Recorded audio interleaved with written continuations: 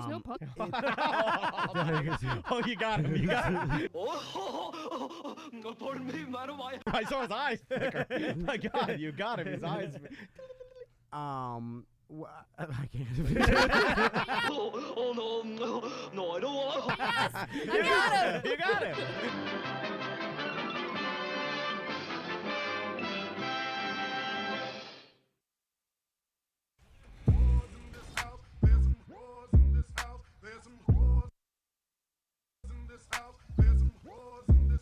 All day long, all I wanna do is munch some pussy.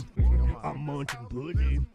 I said all day long, all I wanna do is eat that pussy. No, come on. I eat that pussy. No.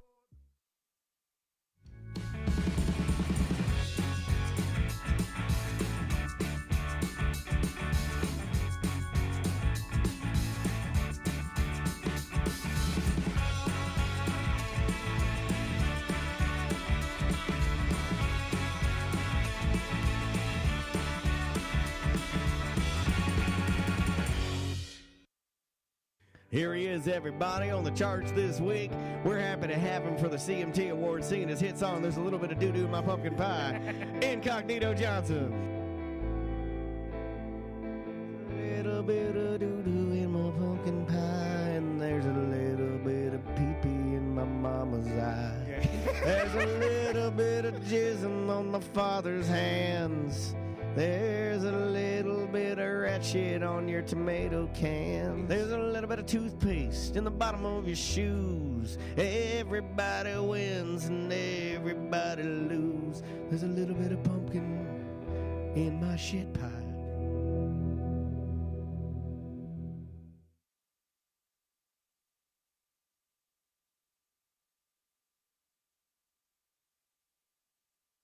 If somebody sends me an email of like, hey, here's a song I wrote, I'll be like, hey, man, if I get some time, I'll check this out. I always say, if I get some time, I'll check it out. And then I delete the email immediately. If I actually told the truth, that's what makes me a bad person.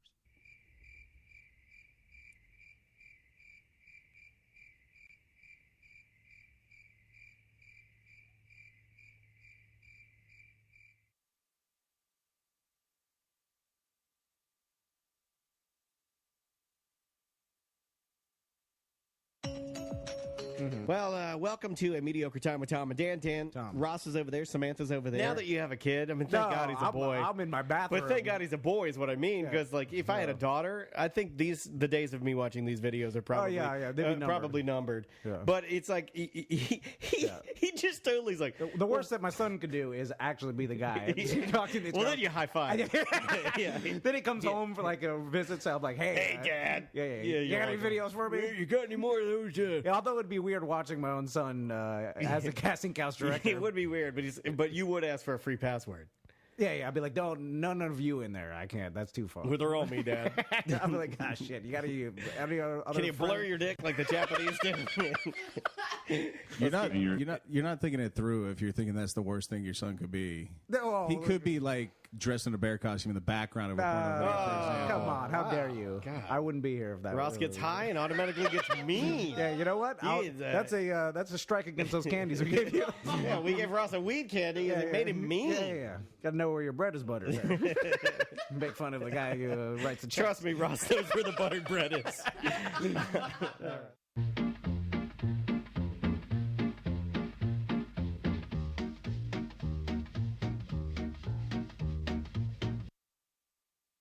What's your go-to wing sauce? Like, what are you talking I'm a about? garlic parmesan type of gal. Wow, out of like a very creative take, garlic parmesan is like my advanced. fave. That's a 401 wing sauce. I do a mixture of carrots, and then I use fresh habaneros, and then I use jalapenos, and I make like a sweet paste, and I paste it on my wings, and I grill them. Are you serious? Like, pasty wings? Yeah, I make like a habanero paste. I'm serious. You make a carrot habanero paste. Yeah, and I kind of clunk it on there. I stole it from another restaurant around town that I won't mention to go back to what we were saying earlier. I don't want to give them free advertising. By the way, I'm not like judging this, right? No. Okay, I was going to say. I'm not making not that. everybody likes it. I feel like you're trying to impress me. I was going to say he does this to everybody. I'm not. He's right. I do this to everybody. But like, no, I like a really spicy wing. Oh, I like that. And I like to have it like a little more I don't like wet wings either. Go I with like 'em harissa. Do you know dry. harissa? That's a North African chili spice. I don't know what that is. That works great with carrots. So that's what I'm going to take your recipe to the next level. I'll write it Pardon down. the pun. I like that. I like the hottest wings you could possibly eat. He does. So it's burning my face and sweating, and then my wife's yelling at me, "Why do you do this to yourself? You're not even enjoying it." And I'm like, I am, and I can't. These are happy tears. They're happy tears. And I don't know why I like the hottest ones you could buy, but I don't know. I just gravitate. Okay, so towards now, heat. so I'm sorry. Now I'm interviewing you. So now, how do you soothe the spiciness? I had a short-lived show that sort of went through the science of food. So do you? I mean, how do you soothe it? Is it a cold glass of water, ice cold beer? Do you? I go with I'm trying to ranch get dressing as drunk as humanly possible, Okay. so that I can numb the pain. Similar to Yeah. when you get shot in a war and the guy's giving you the flask. morphine, right? Oh, on no, the flask. He's like, this will, I went right for the morphine. So okay, so you're just going alcohol. Alcohol. Okay, yeah. that's I would probably wait. I'm a waited out guy. Because I've never Wait found it out. Like, I've never found it. I know. That's not even like. I know. Wait it I know. out. See, he said he's Like, gonna do the thing. There I'm was doing multiple choice, and you decided to just not even do one of the because choices. milk doesn't work for me, and then I got friends that they'll try to prank you. They'll be like, "Oh, you put mayonnaise on your tongue," or you know, like, "Oh, go eat some sand." Well, and I'm like, "I'm not doing any of that. I'm just listen, gonna wait it out." Your friends that tell you to do mayonnaise are your good friends. That's what you should do. It should be something creamy and dairy based. It should be milk. You should be dunking your head in the ranch dressing after spicy wings. All That's I'm right. into that. That is my Yeah. hot That's take my on kink. a hot topic. I right like there. that.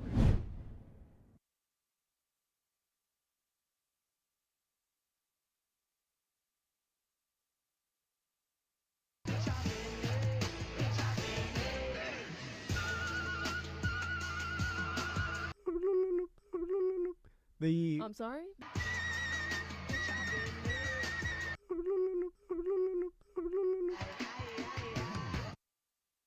We have listeners in today, and thank you guys for being here. We appreciate it. And we're getting through all the listeners that are signed up to get through. And I love it. I'm glad to have you guys back.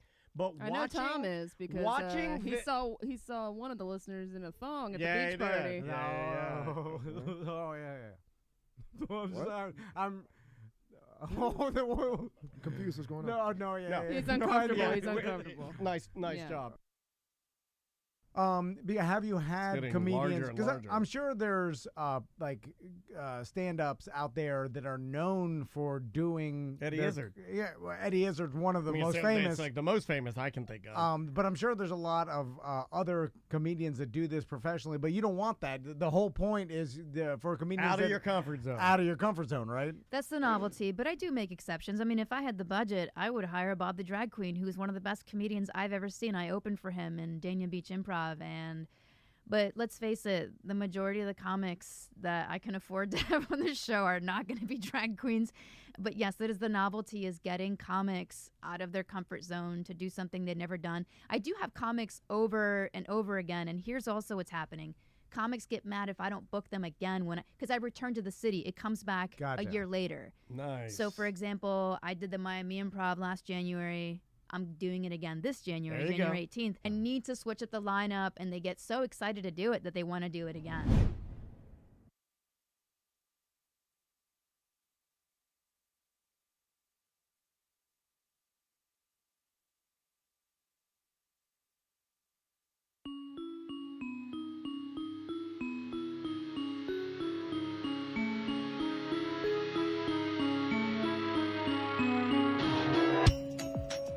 Because he has his whole family there, so I immediately that's deliberate. Yeah, you got to yeah. bring the kids. Yeah, You yeah. see the love of the sea in their eyes. So I immediately feel, and then the kid was like, "Daddy, My dream is to learn how to water ski like our grandma Mima did. She was a champion. I also, with the boat, came my 2 demo water skis I bought from the German. No, you can't give those away. Your dad's kneeboard. No, my Andrea's dad's kneeboard. No, you got to get that back. I gave that That's away. a family heirloom. That kneeboard's been in our family for 25 years. I left it out in the sun, so half of it is super. Half of the airbrush shark on it is faded. Half of it is faded, but it's those lines. He left a vest on it. You know, like in boats, you always leave all of your equipment together, and the sun beats down on it, and it melts them all together like a big mush pie. Yeah. Everybody knows my that. vest. All my life vests melted together. All his life vests have patches of other life vests on them. It's like when you're making hamburgers and you put the piece of cheese on the hamburger, and then the cheese melts perfectly over the hamburger, and you're like, wow, look at that. It looks fucking great. And then your wife brings the plate out, and you stack all the hamburgers on the plate, but then you run out of room, so you got to put some of the cheeseburgers on top of the other cheeseburgers. Well, it's going to rip the cheese off the top of the fucking burger. That's what you do with your all of your boat equipment. It's the old, it's the cheeseburger effect.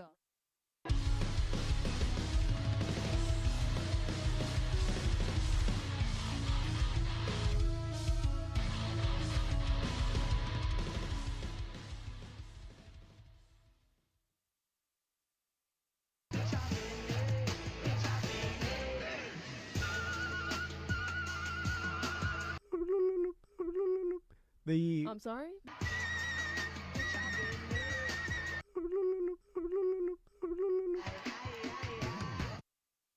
We have listeners in today, and thank you guys for being here. We appreciate it. And we're getting through all the listeners that are signed up to get through, and I love it. I'm glad to have you guys back.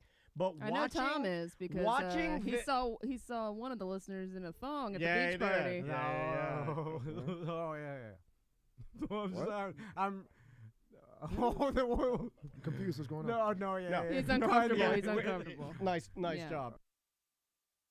Have you had comedians? Because I'm sure there's stand-ups out there that are known for doing Eddie Izzard. Yeah, well, Eddie Izzard's one of the most famous. It's like the most famous I can think of. But I'm sure there's a lot of other comedians that do this professionally. But you don't want that. The whole point is for comedians out of your comfort zone. Out of your comfort zone, right? That's the novelty. But I do make exceptions. I mean, if I had the budget, I would hire Bob the Drag Queen, who's one of the best comedians I've ever seen. I opened for him in Dania Beach Improv. But let's face it, the majority of the comics that I can afford to have on this show are not going to be drag queens. But yes, that is the novelty, is getting comics out of their comfort zone to do something they've never done. I do have comics over and over again, and here's also what's happening.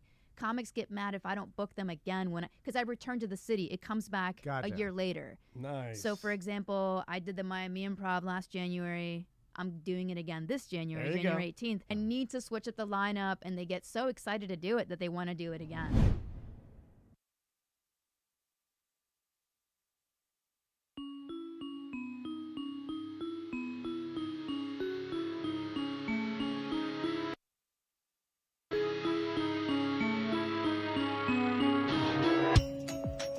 Because he has his whole family there, so I immediately... that's deliberate. Yeah, you got to bring the kids. You see the love of the sea in their eyes. So I immediately feel... And then the kid was like, Daddy, My dream is to learn how to water ski like our grandma Mima did. She was a champion. I also, with the boat, came my 2 demo water skis I bought from the German. No, you can't give those away. Your dad's kneeboard. No, my Andrea's dad's kneeboard. No, you got to get that back. I gave that That's a family heirloom. That kneeboard's been in our family for 25 years. I left it out in the sun, so half of it is super. Half of the airbrush shark on it is faded. Half of it is faded, but it's those lines.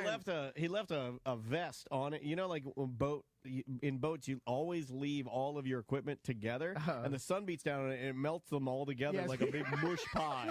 Yeah. Everybody knows my that. vest. All my life vests melted together. All those life vests have patches of other life vests on them. It's like when you're making hamburgers. And you put the piece of cheese on the hamburger, and then the cheese melts perfectly over the hamburger, and you're like, wow, look at that. It looks fucking great. And then your wife brings the plate out, and you stack all the hamburgers on the plate, but then you run out of room, so you got to put some of the cheeseburgers on top of the other cheeseburgers. Well, it's going to rip the cheese off the top of the fucking burger. That's what you do with your all of your boat equipment. It's the old, it's the cheeseburger effect.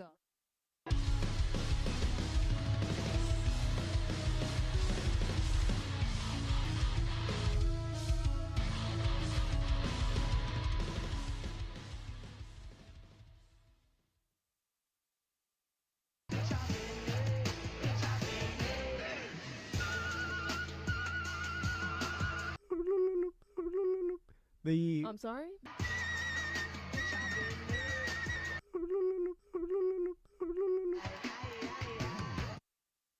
We have listeners in today, and thank you guys for being here. We appreciate it. And we're getting through all the listeners that are signed up to get through, and I love it. I'm glad to have you guys back. But I know Tom is because he saw one of the listeners in a thong at the beach party. Oh yeah. I'm sorry. I'm confused. What's going on? No. He's uncomfortable. He's uncomfortable. Nice job. Have you had comedians? Because I'm sure there's stand-ups out there that are known for doing Eddie Izzard. Yeah, well, Eddie Izzard's one of the most famous. It's like the most famous I can think of. But I'm sure there's a lot of other comedians that do this professionally. But you don't want that. The whole point is for comedians out of your comfort zone. Out of your comfort zone, right? That's the novelty. But I do make exceptions. I mean, if I had the budget, I would hire Bob the Drag Queen, who's one of the best comedians I've ever seen. I opened for him in Dania Beach Improv, But let's face it, the majority of the comics that I can afford to have on this show are not going to be drag queens. But yes, that is the novelty, is getting comics out of their comfort zone to do something they've never done. I do have comics over and over again, and here's also what's happening. Comics get mad if I don't book them again because I return to the city. It comes back a year later. Nice. So, for example, I did the Miami Improv last January. I'm doing it again this January, January 18th. I need to switch up the lineup, and they get so excited to do it that they want to do it again.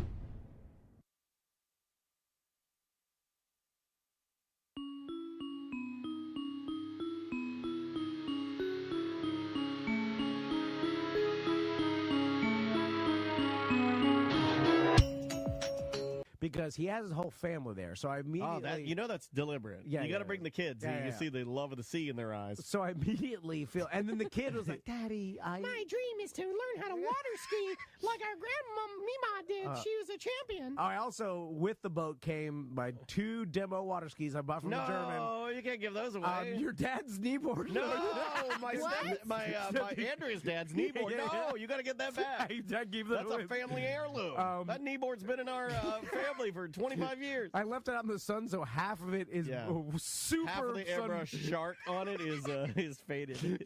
Half of it is faded, but it's those lines. He left a vest on it. You know, like in boats, you always leave all of your equipment together, and the sun beats down on it, and it melts them all together like a big mush pie. Yeah. Everybody knows my that. vest. All my life vests melted together. All his life vests have patches of other life vests on them. It's like when you're making hamburgers and you put the piece of cheese on the hamburger and then the cheese melts perfectly over the hamburger and you're like, wow, look at that, it looks fucking great. And then your wife brings the plate out and you stack all the hamburgers on the plate, but then you run out of room, so you got to put some of the cheeseburgers on top of the other cheeseburgers. Well, it's going to rip the cheese off the top of the fucking burger. That's what you do with your all of your boat equipment. It's the old it's the cheeseburger effect.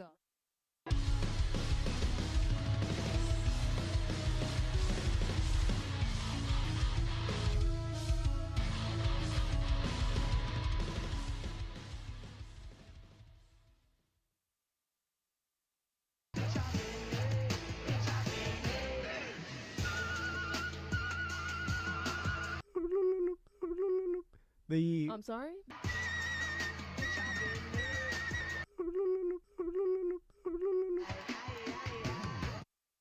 We have listeners in today, and thank you guys for being here. We appreciate it. And we're getting through all the listeners that are signed up to get through, and I love it. I'm glad to have you guys back. But I know Tom is, because he saw one of the listeners in a thong at the beach party. Oh, yeah. I'm sorry. I'm confused. What's going on? No. He's uncomfortable. He's uncomfortable. Nice job.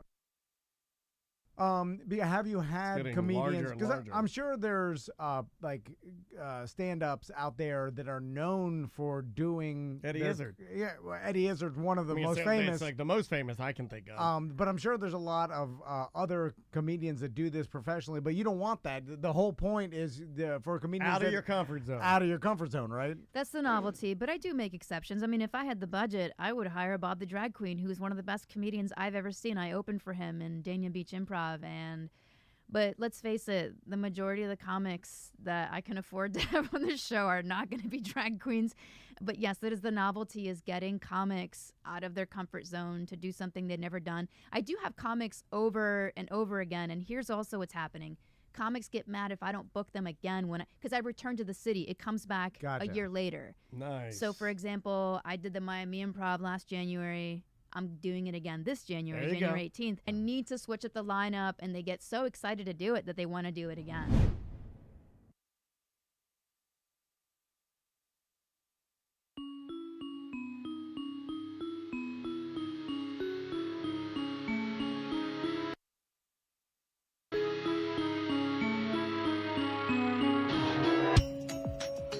because he has his whole family there. So I immediately, that's deliberate. Yeah, you got to bring the kids. You see the love of the sea in their eyes. So I immediately feel, and then the kid was like, "Daddy, My dream is to learn how to water ski like our grandma Mima did. She was a champion. I also, with the boat, came my 2 demo water skis I bought from the German. No, you can't give those away. Your dad's kneeboard. No, my Andrea's dad's kneeboard. No, you got to get that back. That's a family heirloom. That kneeboard's been in our family for 25 years. I left it out in the sun, so half of it is super. Half of the airbrush shark on it is faded.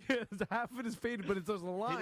He left a vest on it. You know, like in boats, you always leave all of your equipment together, and the sun beats down on it, and it melts them all together like a big mush pie. Yeah. Everybody knows my that. vest. All my life vests melted together. All his life vests have patches of other life vests on them. It's like when you're making hamburgers. And you put the piece of cheese on the hamburger, and then the cheese melts perfectly over the hamburger, and you're like, wow, look at that. That looks fucking great. And then your wife brings the plate out, and you stack all the hamburgers on the plate, but then you run out of room, so you got to put some of the cheeseburgers on top of the other cheeseburgers. Well, it's going to rip the cheese off the top of the fucking burger. Yeah, that's what you do with your all of your boat equipment. It's the old, it's the cheeseburger effect.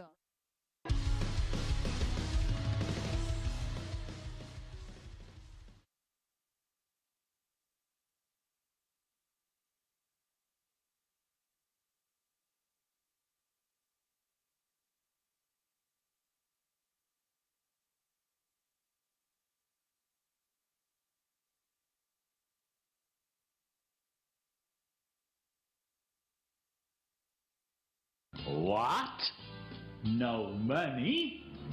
Here, suck a cock. Suck a cock? Yes, suck a cock.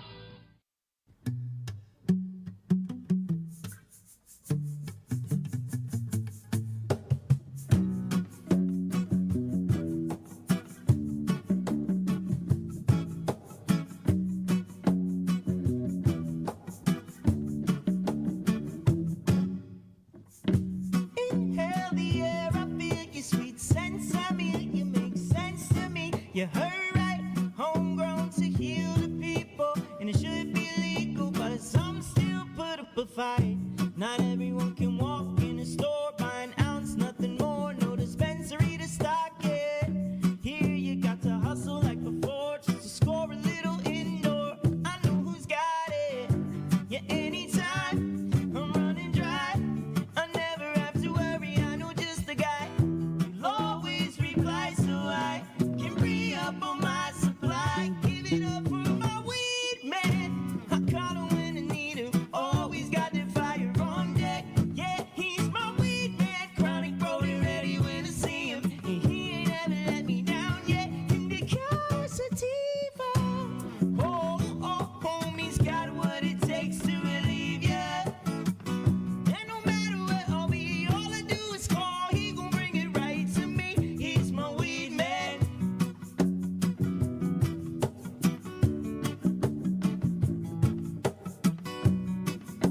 Tom and Dan always got that fire upon deck. See me at original Dr. Green Thumb. Roll up the raw paper, a blaze with chill on. See me at original weed man with the healing. Take a one puff, you get the feeling. See me at knocking at your front door ready. All type of strain, cause you know me think plenty. 300 acre in a Humboldt County. I'm a license, I'm not afraid of federalists. Them legalize the herbs so you can burn it up front. And I say you not ready, we not give you no skunk. Put the cushion on your grinder, roll yourself a good blunt. Red eyes have your eye for a month. And strictly cash on delivery. We put the package on the drone, get it rapidly. Sell you a clone, make you grow in your community. The weed man, our enterprise is a hustle never die. Give it up for my weed man. I call him when I need him. Always got the fire on deck. Yeah, he's my weed man. Chronic rolling ready when I see him. He ain't ever let me down yet. In the car sativa. Oh, homie's got what it takes to relieve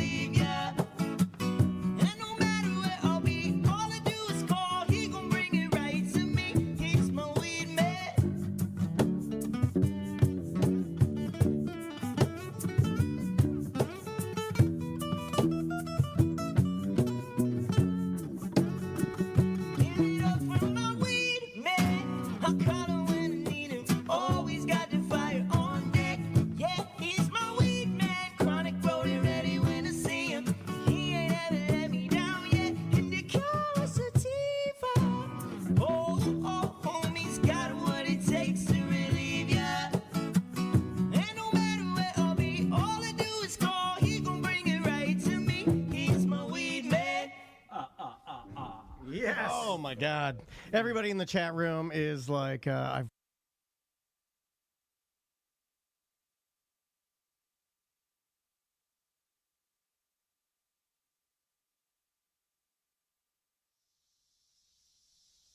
been selling these jokes, talking all day, working all hours, making podcasts to play for the slobs out here waste their lives away. Do events down in Sanford, drink our troubles away. It's a damn shame what our world's gotten to for perverts like me, hippos like you. Wish I could just wake up and it not be true, but it is. Oh, it is living in a cruel world with a slam home. Tom and Dan from south of Sanford, Lord knows all they wanna do is just talk. Wanna know what your job, wanna know what you do, and they don't think you know, cause they're better than you. It's $2.95 and you thank the good Lord. It's the Tom and Dan word in the south of Sanford.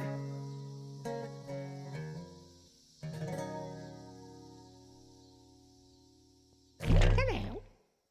Heart of my heart, I love you. Life would be naught without you. Light of my life, my darling, I love you. I love you. I can forget you never. From you I ne'er can sever. Say you'll be mine forever. I love you.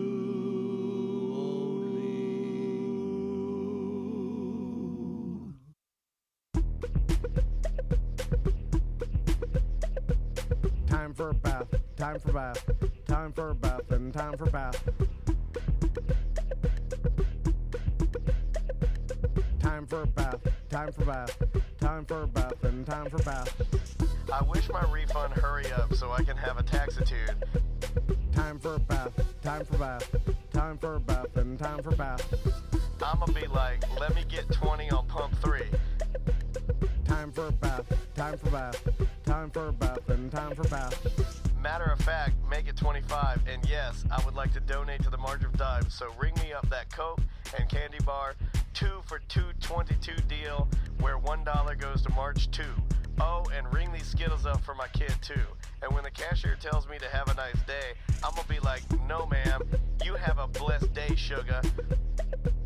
Time for a bath, time for bath, time for a bath, and time for bath. Pull down my shades like Kim Kardashian, smile like Gabrielle Union. Time for a bath, time for bath, time for a bath, and time for bath. Flip my bundles like Nicki Minaj and queen out the door like Beyonce. Time for a bath, time for bath, time for a bath, and time for bath. Goofy face, goofy face, goofy face, heart, heart, heart, muscle, muscle, muscle. Time for a bath, time for bath, time for a bath, and time for bath. Sassy black girl, sassy black girl, sassy black girl, kiss, kiss, kiss. Hashtag so what, hashtag I ain't shame, hashtag my money, hashtag call me taxitude, honey.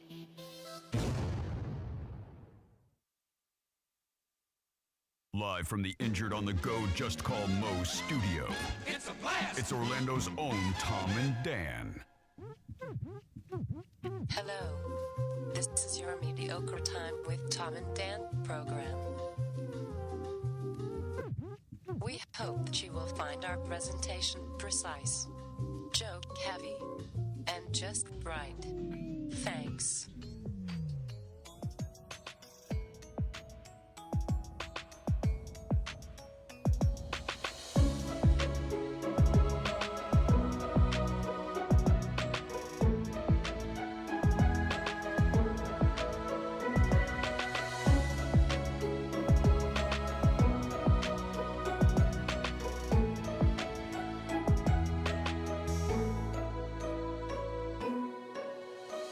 Welcome to the Friday free show of A Mediocre Time.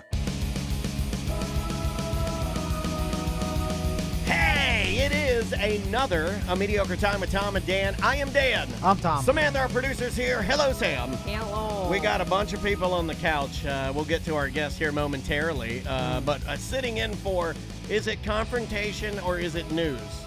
I think there's a confrontation. Okay, today. we do have a We confrontation. did a preview when he was on ACT. Yeah, from the Orlando talk show with Ross McCoy. It is Ross McCoy. There may even be a confrontation about the confrontation. That's a snake eating its own tail. An inside the confrontation. And maybe the last time we're going to have this gentleman on the couch with us. I have no idea.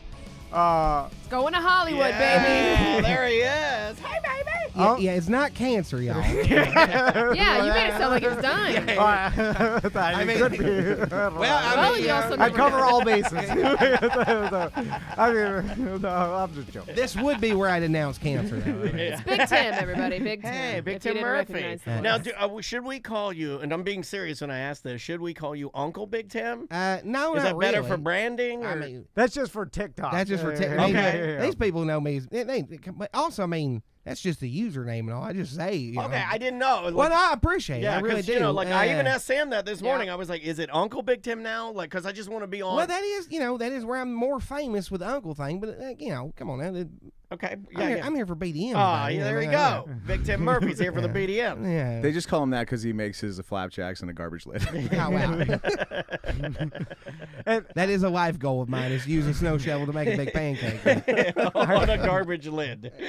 I did realize when I was talking to Big Tim, or we were talking business before He's this. not as big anymore either. I did Smaller say something Tim. very insulting that I realized that it was insulting after I said Unintentional dick. Really, you did? I'm like. Did it hurt your feelings? Your TikTok does so well because it's like you're always wearing a costume. Wow. I didn't even notice you insulted me with that. But yes, all right. Well, I thought we had a real pleasant conversation. No, but you know what I meant. I let you log in and look at my analytics, man. I know. I This did. man bared his soul to you, and you're calling him a. I opened up my literal analytics, man. He you showed know what I you meant, his though. numbers, and you made fun of his bumpkin costume. No, I just mean you're like a character, a real life character. Every day's Halloween for you, Big Tim. I admit, Take off your mask. Oh yeah, like the guy. I am a human cartoon. I recognize that. It's yeah. fine, Your hair looks more red.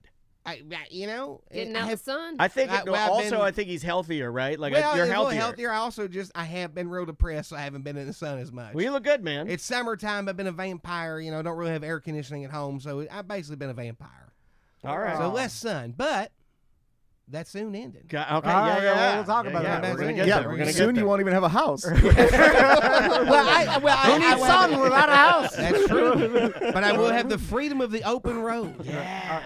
So before we get to Big Tim, because I got a lot of questions for you. Yeah, we got a lot to talk about. We partnered again with the Orlando Solar Bears, and we got 2 upcoming games. One is October 3rd. That's the Tampa Bay Lightning versus the Florida Panthers. Yeah. They're hosting an NHL game. Pretty cool. And so some of the benefits of having a minor league team is that we get the major league teams to come and do games here in Orlando. Get your tickets through TomAndDan.com, through our web link. Yeah. That's what gives us credit, and that's how you can get your tickets in the Tom and Dan section. I'm going to be at opening night, which is October 19th. Thank you, October 19th. I'm going to be there with the whole family. Come on out and join us. Yep. And hang out to see our Solar Bears. I don't even know who we're taking on then.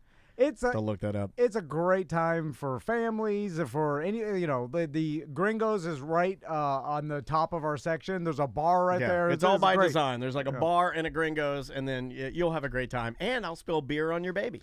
And TomAndDanCruise2024.com for all the details about the cruise that we're doing next year. Or versus the Florida Everblades. It's always the Everblades, isn't it? Bastards. Yeah.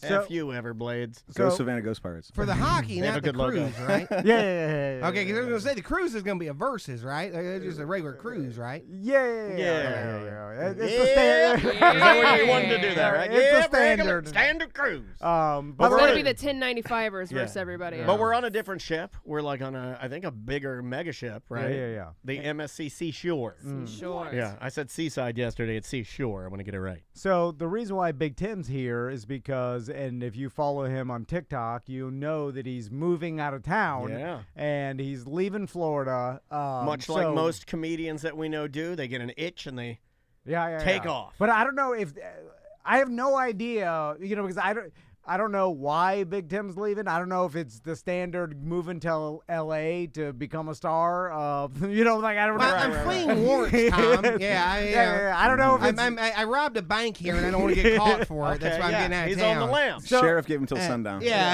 So what made you decide to leave, Tim? The people I rent my house from are selling it. Okay, all right. I have I rent from a BDM and all. It's been a good deal. I've had a sweet spot. Why are you kicking Tim out of the house? Why are you doing that? Don't do that because they're selling. Plus, I want to leave. I'm ready to get the fuck out of Florida. And here's the thing. I was never gonna go. The perfect time was never gonna come. Right? It's like having a baby. You're Pretty never much. prepared. About 6 months ago, they're like, "Hey, we're gonna sell or rent $5 or some shit or whatever." And I don't. We can curse on this one here. It's just Twitch. I just can't show firearms. That's or whatever right. Like that correct. one time. When we did the house tour. We're gonna replay that, by the way. Yeah. But that I've been living out there. It's been real cheap. It's like $600 a month or something like that. When it comes down to it. But I don't have central AC. There's some downsides to it. I don't live in the best neighborhood, and also the neighborhood's getting a little worse. A Mexican fellow that lived down the street from me stabbed another Mexican fellow in my front yard. Mexican fellas? Over a Modelo. Together. Over a Modelo the other day. Well, I mean, I've interacted with these fellas before. I would stab somebody over a Modelo. It's a good beer. I found $600 a month, though, versus like average Central Florida. Again, 100%. You could hire an armed guard. Well, that's why, again, that's why, I've been putting up with, it's fine. I don't mind. There's a hole to a fence. Dude, knock my shit down to $600 a month. You could stab in my front yard all day long. I would still be there, but they're selling. Yeah, so, exactly. When did you make the decision? Hey, because I 100% made the decision about a month ago. About the same time I said, "Hey, I'm getting out of here. Here's a GoFundMe. Help me move to L.A." All right, why L.A.? Well, I want to be a goddamn movie star. All right. Here's the thing. Action I was star. gonna do all of this. Maybe I was gonna do all of this in 2015, right?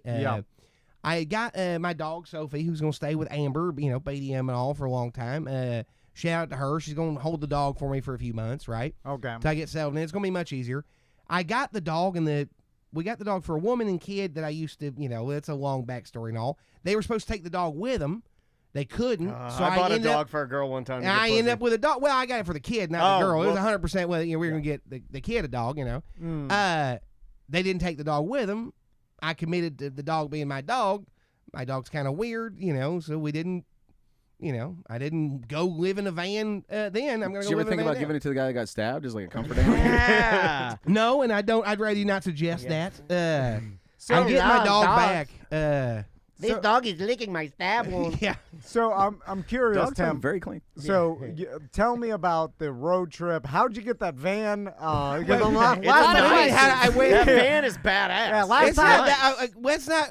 I don't it's want to in really good shape. It's in very good shape, but it's also it's a 2010. I just don't want us to put too much on it being badass just in case. Yeah, but there's not one dent in it. No, but there's several scratches and all. But either way, I mean, look at Tom's truck. It's brand new. It's a beat the shit. No, my truck is way better than the van. There are so many dents in your truck. My God, man. Is that Klondike bar still on the back? Yeah, go look at Tom's truck and look at 2020. It's neck and neck. It's very close. Well, I mean, I'll trade you title for title, Tom, if you want to get. I don't want your shitty van. I'm not saying it's good. Race for pink slips. Yeah. I was saying because the truck you had before was way worse. Old Blue. Well, Old Blue, you mean the one I survived that miraculous wrecking in 2020 and all? Yeah. Which, God, I love that truck. But again, it was kind of. I've never heard a wreck called Miraculous before. But well, miraculous that he lived. I mean, right? I spun out on the 417, hit a ditch, rolled twice, and didn't die. If I had been wearing a seatbelt, the roof would have killed me. If I, You weren't wearing a seatbelt? No. And if I had been, the roof caved in on the edge. Yeah, that's what my uncle said. Remember when he went under the 18-wheeler and he didn't have a seatbelt on? And he's like, Dan Lee, sounds just like my dad. He's like, Dan Lee, if I'd have had my seatbelt on, it'd chop my head off. Well, so I ended up in the middle of the. I ended up in the middle of the bench seat, and the dog was. She had a harness, and she was attached to me, so she just kind of ended up in my lap. But when I got the truck home, I mean, you can ask Joe Chapman. The roof caved in on the corner where if I couldn't sit in the seat anymore. It ran and all. It squished. The edges came in. And if I had weighed more, I wouldn't have rolled that second time. If I weighed less, I would have rolled a third time. I hit a corpse of tree. Like the picture I posted on Facebook after I got in the wreck. I waited till after the tow truck had pulled it 100 feet. I missed going head on to a palm tree 15 feet around by about this much. I couldn't fit my hand between the side of it. The fellas that found me thought I died. They thought I would. They were coming up straight up and was like, Guys, there's a movie star over here. Crash his car. They straight up, he's dead for sure. Well, because I mean, oh my God, this man squished his dog. I'll show you the picture. I mean, brother, we pretty much, it looked like I went head on into. I remember the photo. It was rough. I think the question was, how'd you get that van, Dale? Yeah, I don't know. I think we lost. Is this all part of it? I'm following it. I'm just defending my own trip. How I bought the van, I went and bought a fucking van, man. Some GoFundMe money, some, called in some favors and all, and I bought a van. Yeah, I remember seeing. You didn't see this picture, brother. Take a look at that. Grab my phone. Yeah, man. oh man. There you go. Yeah, it's rough. My back hurts is why I didn't get up. No. That's if you would have hit that tree. Yeah. It'd be done. Yeah. Yeah. And so probably good that you were in a big, beefy, older vehicle, maybe that crumples. Well, I used to have a toolbox in the back. We took the toolbox out, and when we took the toolbox out, I found out they had just secured it with 2 bolts that they had taken, and my dad, just used a blowtorch and bent it, and they weren't anchored with anything. Oh, so he just bent the bolts to hold in the bolts toolbox. to hold the toolbox. So That's the toolbox, smart. gravity was basically holding that toolbox. Save you some bolts. But yeah, so I bought the van, and I have a van. So did you get the van specifically for this trip? Or Yeah, I mean, I could buy the vans that way. I'd have because I'm gonna go. The whole point is go to L.A. to be actor and all, and make movies, do comedy and stuff in L.A. But they're on strike. Perfect time to get there. Perfect time to get there. Exactly. Perfect time to get there. You got plenty of time. I got plenty. It's not going to end anytime Yeah, I don't think it is. So it's one of those things where like, well, You get out there and get settled, and by the time they're like, all right, fire back up, you're like, I'm ready. Or I take fucking a month and a half to get there because I go up and then all the way over. I'm gonna go see Chicago for sure. Nice. I'm gonna spend maybe some time in Oregon. I might end up. I've got some TikTok mutuals like in New York I'd like to go see. And the idea is eventually, as I do this trip, I'll make some stuff with them. Like, I'm going to do some collaborations. Collabs. Yeah. I'm going to try and visit some people. I might go see Zach from Ohio on the way, You can see his lightning bolt penis. Oh, yeah. Are you staying with people? Are you sleeping in the van? No, I'm going to try not necessarily, but I've got a set. I'm going to set up. I've got a memory foam thing. I'm going to get a mattress. I'm going to set up. I've got to get the house in. I got to get the rest of my shit in the house emptied out. Yes. This weekend. Yeah. But yes, I will be sleeping in the van. Yeah. But fuck you, Ross. Ross is here. It's I'm almost like a leaving translator. town. Are you a translator? I feel like you are. He's like, you should do the hand motions. I've got the Big Tim vibe. I know Yeah, he knows. So, and then you'll be making content throughout the trip. Well, I've got an app, like a road trip app, so I'm going to go visit, great big balls of yarn and shit. I'm going to do all kinds of things along the way, I love make the stuff like roadside that. attractions. Because my back is not good enough to let me sit in that van for 12 hours a stretch. So I'm just going to go stop. And I don't drive fast. I'm not in any particular hurry to get out there. Yeah. I don't have a spot lined up in L.A. I've taken the class to be a California security guard, but I've still got to go get my fingerprints done at live scan. And it's going to take 28 business days in California after they get them. Damn. To get it approved. Well, it can be shorter, but they say count on 2 or so weeks. So you're just starting your process. But it's one of those things, there's no reason for me to get to L.A. in a week. There's no reason to drive straight through because I'm basically going to either get a sublet, stay in a hostel, maybe couch surf a couple days. You should hit up Babyland General Hospital. Yeah. I don't know what that is, Outside but of I'm Georgia. down. Yeah, it's the Cabbage Patch. Yeah, it's Kids. fun. Okay. Yeah, I've been there. They'll Me probably too. have their Christmas stuff out now. It's lovely. What is the test to be a security guard in California? Do you just have to know how much they're allowed to steal city by city? Is that it? Don't do no right-wing talking points on me. Remember when Gary Coleman was a security guard? I do remember that. And that's the moment I knew I could do anything. And that's why the writers, that's why actors are striking to get better residuals. Because Gary Coleman got, That's and he was pissed off when he was a security guard because they interviewed him and he was like, "Fuck you." Yeah, is that a right-wing talking point or is that like a BBC News article that I fucking read? I'm not sure. It's a little bit of both. Yeah. So, I mean, the largest category of theft in the country is wage theft. Shoplifting is barely a dent in it, and it really is a part of the the neo-fascism we're in, where that yes, they do weird things. They don't prosecute shoplifting to a certain amount, but they don't. It's not they don't prosecute. You get a fine and shit. They're just not doing 3 strikes laws anymore for shoplifting. Also, some of it, like San Francisco, the police are doing a police strike. They're strike, auto strike. They're just strike, doing it. It's the same that happened. Actor strike. New York did it in the 70s. Like these cops in some place, we're getting super political with it. But I mean, like some of them are just straight up. Like San Francisco's just not pulling people over anymore.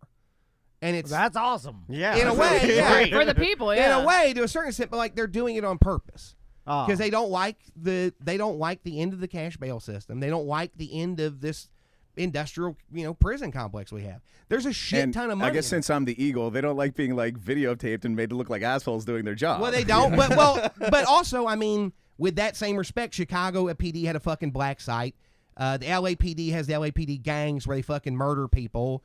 They shoot people in the back and shit I'm all the completely time. lost now. The Rodney King thing, like doing their job means shit like Rodney King beating. Like, I mean, I'm not going to call you the Eagle, Ross. I mean, we go way back, but like the cops should be videotaped.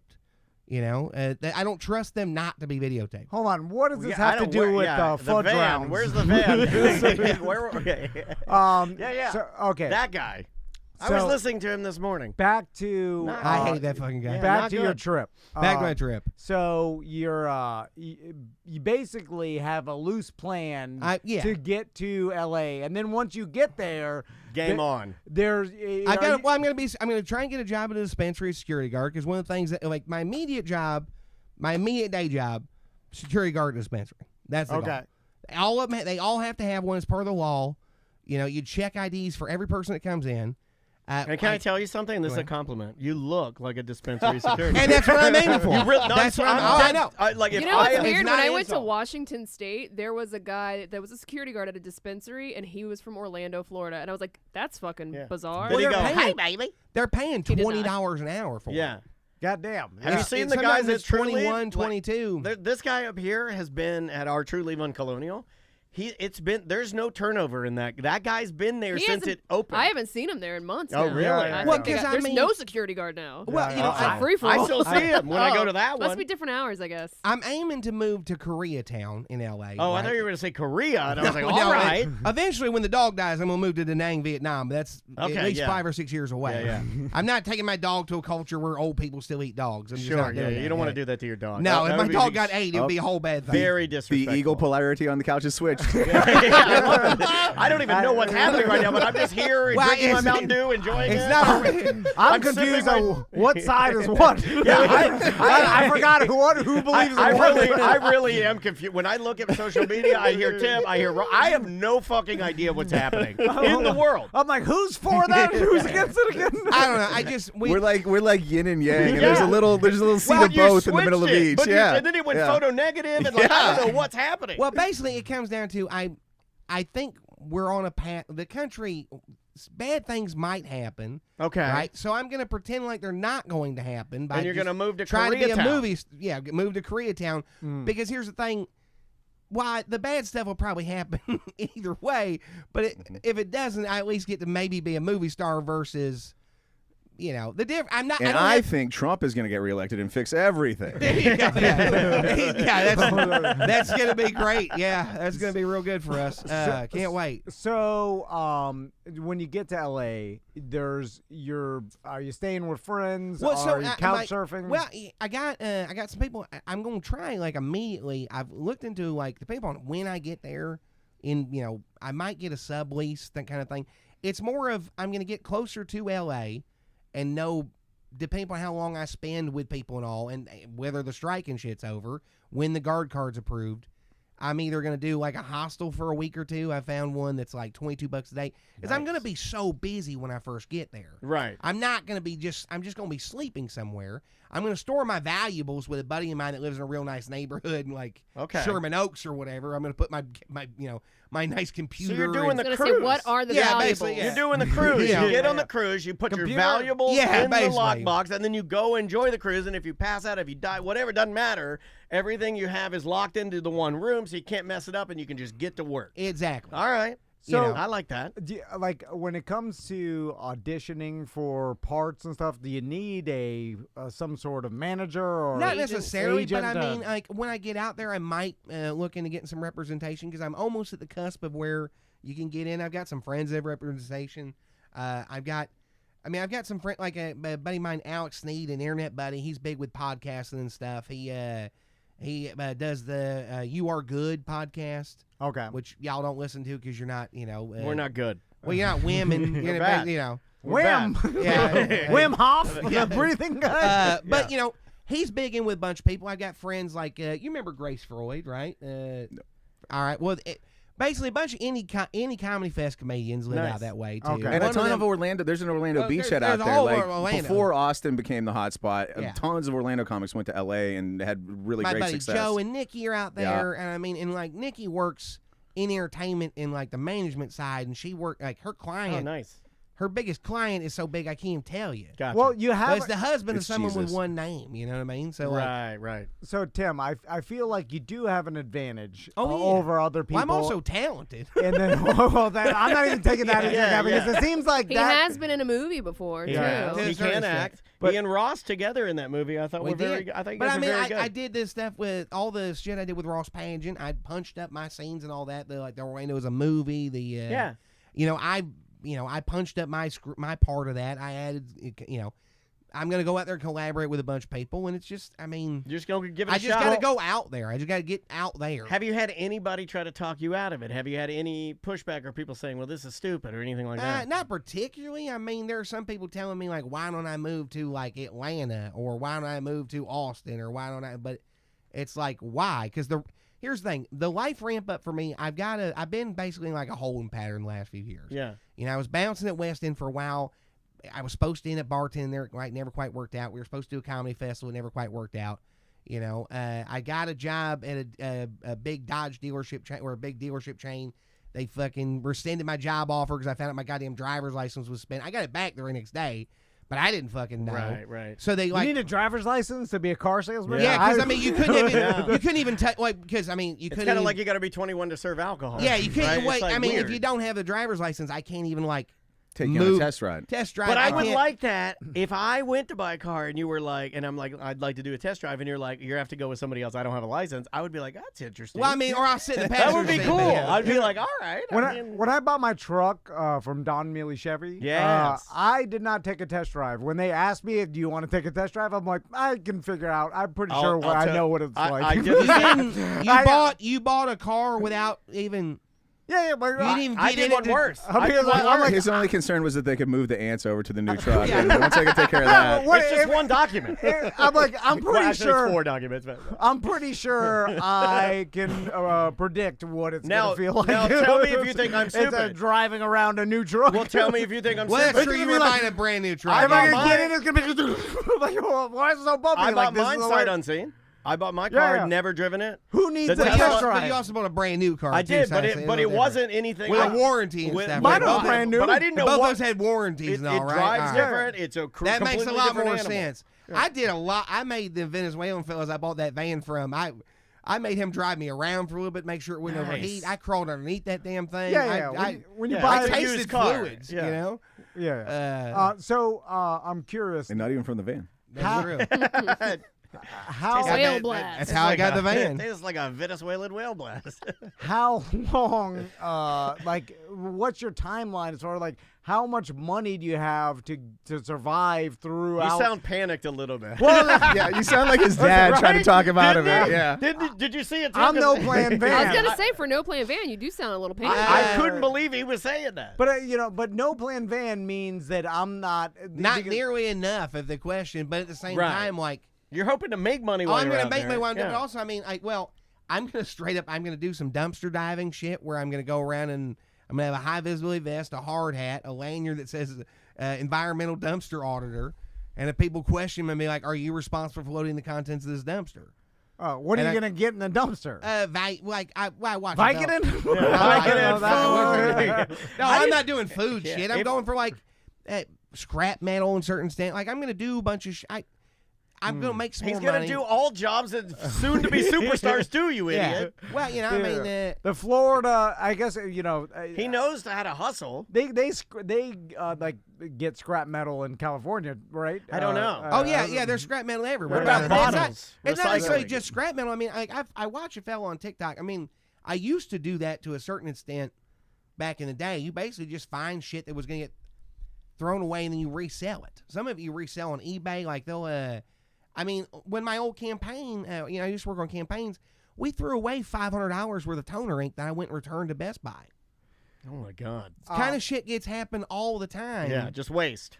Now, there is a lot of other homeless people in California that you're going to have to compete with. Well, yeah, but he's not homeless, I'm not He's not homeless. I'm only homeless because I haven't found a spot out there yet. Homeless. I knew it. He did it again. It's Accidental dickhead. You're going to be competing against a bunch of the Michael Jordan of homeless. That's what you said. I heard you saying he's going to be competing with other. You just described a homeless person's day. No, I'm describing something. I'm describing something I'm only doing, like, while I'm driving across the country randomly. I'm just going to pull into, like, industrial parks and look. Like, you got in the chat, people like old stock, you know, it's like all kinds of shit. Yeah, he's just going to do, like, pull in, homeless for an hour, and then back on the road. Yeah, it's like part-time homeless. Part-time homeless. So I'm gonna go visit people and stay with them for a little bit in some cities for you know, a day or two or whatever. Yeah. This is something I'm considering doing, but it's something I'm going to do in California in between stuff, just because there can be a lot of money in it. You're going to have a bunch of stuff in your van and be like, come to me. Open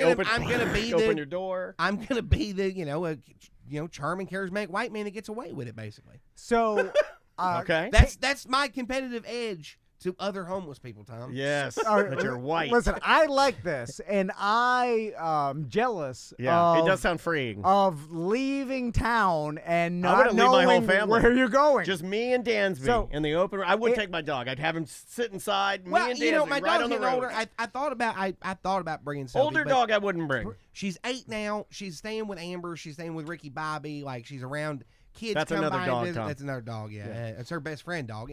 So it's one of the things. Plus, Sophie needs to lose about 7 pounds, so I can get into apartments with her under 50 pounds. Oh, okay. They never weigh them. They don't. This eyeball. You say that until they fucking do, and I'm in it. Yeah, and we it's, used to think they didn't weigh people on water slides either, but they do. Yeah, They yeah, absolutely it's weigh crazy. people on water slides. And now Yeah. they do it twice. They weigh you before you get in line and at the top. It's fucked up. You know, it's just I just don't want to run the risk of it. It's Los Angeles. It's, you know, they can be real strict about rules out there sometimes. Yeah. So, Tim, 1,000 miles away, and the dog is 7 pounds overweight. You're set up perfectly because you have something that other people don't, which is a gigantic TikTok following. Well, right? it's not gigantic, but it's decent. You know. I mean, pretty damn big. Bigger than ours. That's true, yeah. All of our social Pretty media damn combined. big, You yeah. know, like Well, as we say that in the studio with y'all's faces on and all. You know, Well, they're faking it till they make it. Yeah. Well, that's why I'm fascinated with this, because I'm constantly talking to people with huge social media followings, bigger than our entire audience, more than all our social media combined, and they're not making money off of it. No, most of them are driving around in a Venezuelan van. And then I'm like, I know how much money we make, and so I'm like, why aren't these people making more money off this? At least like 1/70th of what we make or something. You know, it's like it's a whole different business. I understand, but yeah, it's different. And I think part of it is that your audience also is, you know, y'all really do have a unique and special audience that's incredibly supportive. They're very loyal. They're very loyal for a long time. They're a bunch of scumbags. We all know that. I think TikTok numbers are hugely inflated. That's my theory. I think they're doing what Facebook did to FunnyOrDie.com. Are you familiar with this story at all? They murdered it. FunnyOrDie.com came out, and Will Ferrell was running it. They were putting out like great content. People loved it, like new stuff every fucking day. And then Facebook was like, we want that. So they made like the proto reel system or whatever. Like, post your videos on Facebook, and they started inflating the numbers on Facebook so that it looked like Facebook was getting a lot more looks than FunnyOrDie.com, and they weren't. And they just kept faking those numbers until FunnyOrDie.com went out of fucking business, and then it was a huge news story. And Facebook was like, "Oh, sorry, we'll take the slap on the wrist." It was other cracked. They did the pivot to video, and they're inflating the numbers. You know, so yeah, a lot of the but I mean, and I think TikTok is doing that right now because sure. there's no way some of these videos are getting a fucking million views, and you'll look at a video that has 1.5 million views and it's got like 500 comments, and a lot of them are the same comment again and again. They're inflating views. They're using AI robots to make comments and shit. I've had some of my I've never had a video like there. You can tell when some of them are boosted because the comments will be like, when I have a real big video, you'll see a very you can tell that it's real engagement from people, but you can see some of them where it is like, this video has 2 million views and there's 200 comments, mostly just people going ja ja ja or ah ah. I hate the ja ja ja. Or I watched the fucking. I hate the ja ja ja. I watched the Gordon Ramsay clip on TikTok the other day, and I went and looked at there's a million comments, so I just go and look, and literally half of them are the same exact joke. It says, "Oh, maybe you'll learn how to cook one day," and it's got 33,000 fucking likes on it. It's like. And it's the same joke 25 times in a row, and they all have 30,000 likes on them. It's like something. Well, there's something amiss here. To a certain extent, I also think you're underestimating just how addictive TikTok video is to some of these people. Oh no, absolutely. Yeah, it's addicting to Tom. I mean, I'll do anything for it. Yeah. I never open TikTok, not even once a day. I'm too old for it, I guess. What do you mean? It's reels. It's just a bunch of reels. I'll go to Instagram and check, but I don't do. It's a new thing, and it's hard for us old men to adopt new things. It is, man. Like, and I'm not anti it, and I look at it, and I try to do it, but like, it does not hold my attention. One of my biggest regrets is I didn't start earlier with TikTok. I know, right? Me too. But that's like Crystal deleted her TikTok. She's like, it's too addicting. I didn't delete it. But then she's sitting over there. I'm looking through TikTok. She's scrolling through Instagram reels. I do some reels. And then I'm just like, well, what's the difference here? There is scrolling through reels. No. There really isn't. I mean, there is platform wise, and I think they speak. I think they're different generations. I mean, I think that. But the content that, like, I'll do some reels, and I put a lot of that stuff in my story, and I've had a lot of people comment. They're like, "Wow, you find some funny stuff," and I'm like, I do nothing. I swipe, and it tells me what I think is funny, and I'll share it. It's usually puns and dogs. If you like puns and dogs, follow me, and you'll get a good laugh. So, Tim, I want to talk to you about some business and some advice I want to give you about your trip, because I think you could step up your digital panhandling game. Oh, for sure. Because we could wrap that van first with a Venmo number is what we need. So I should plug the GoFundMe in the chat. You know, there is a GoFundMe for the move. Go ahead, plug it.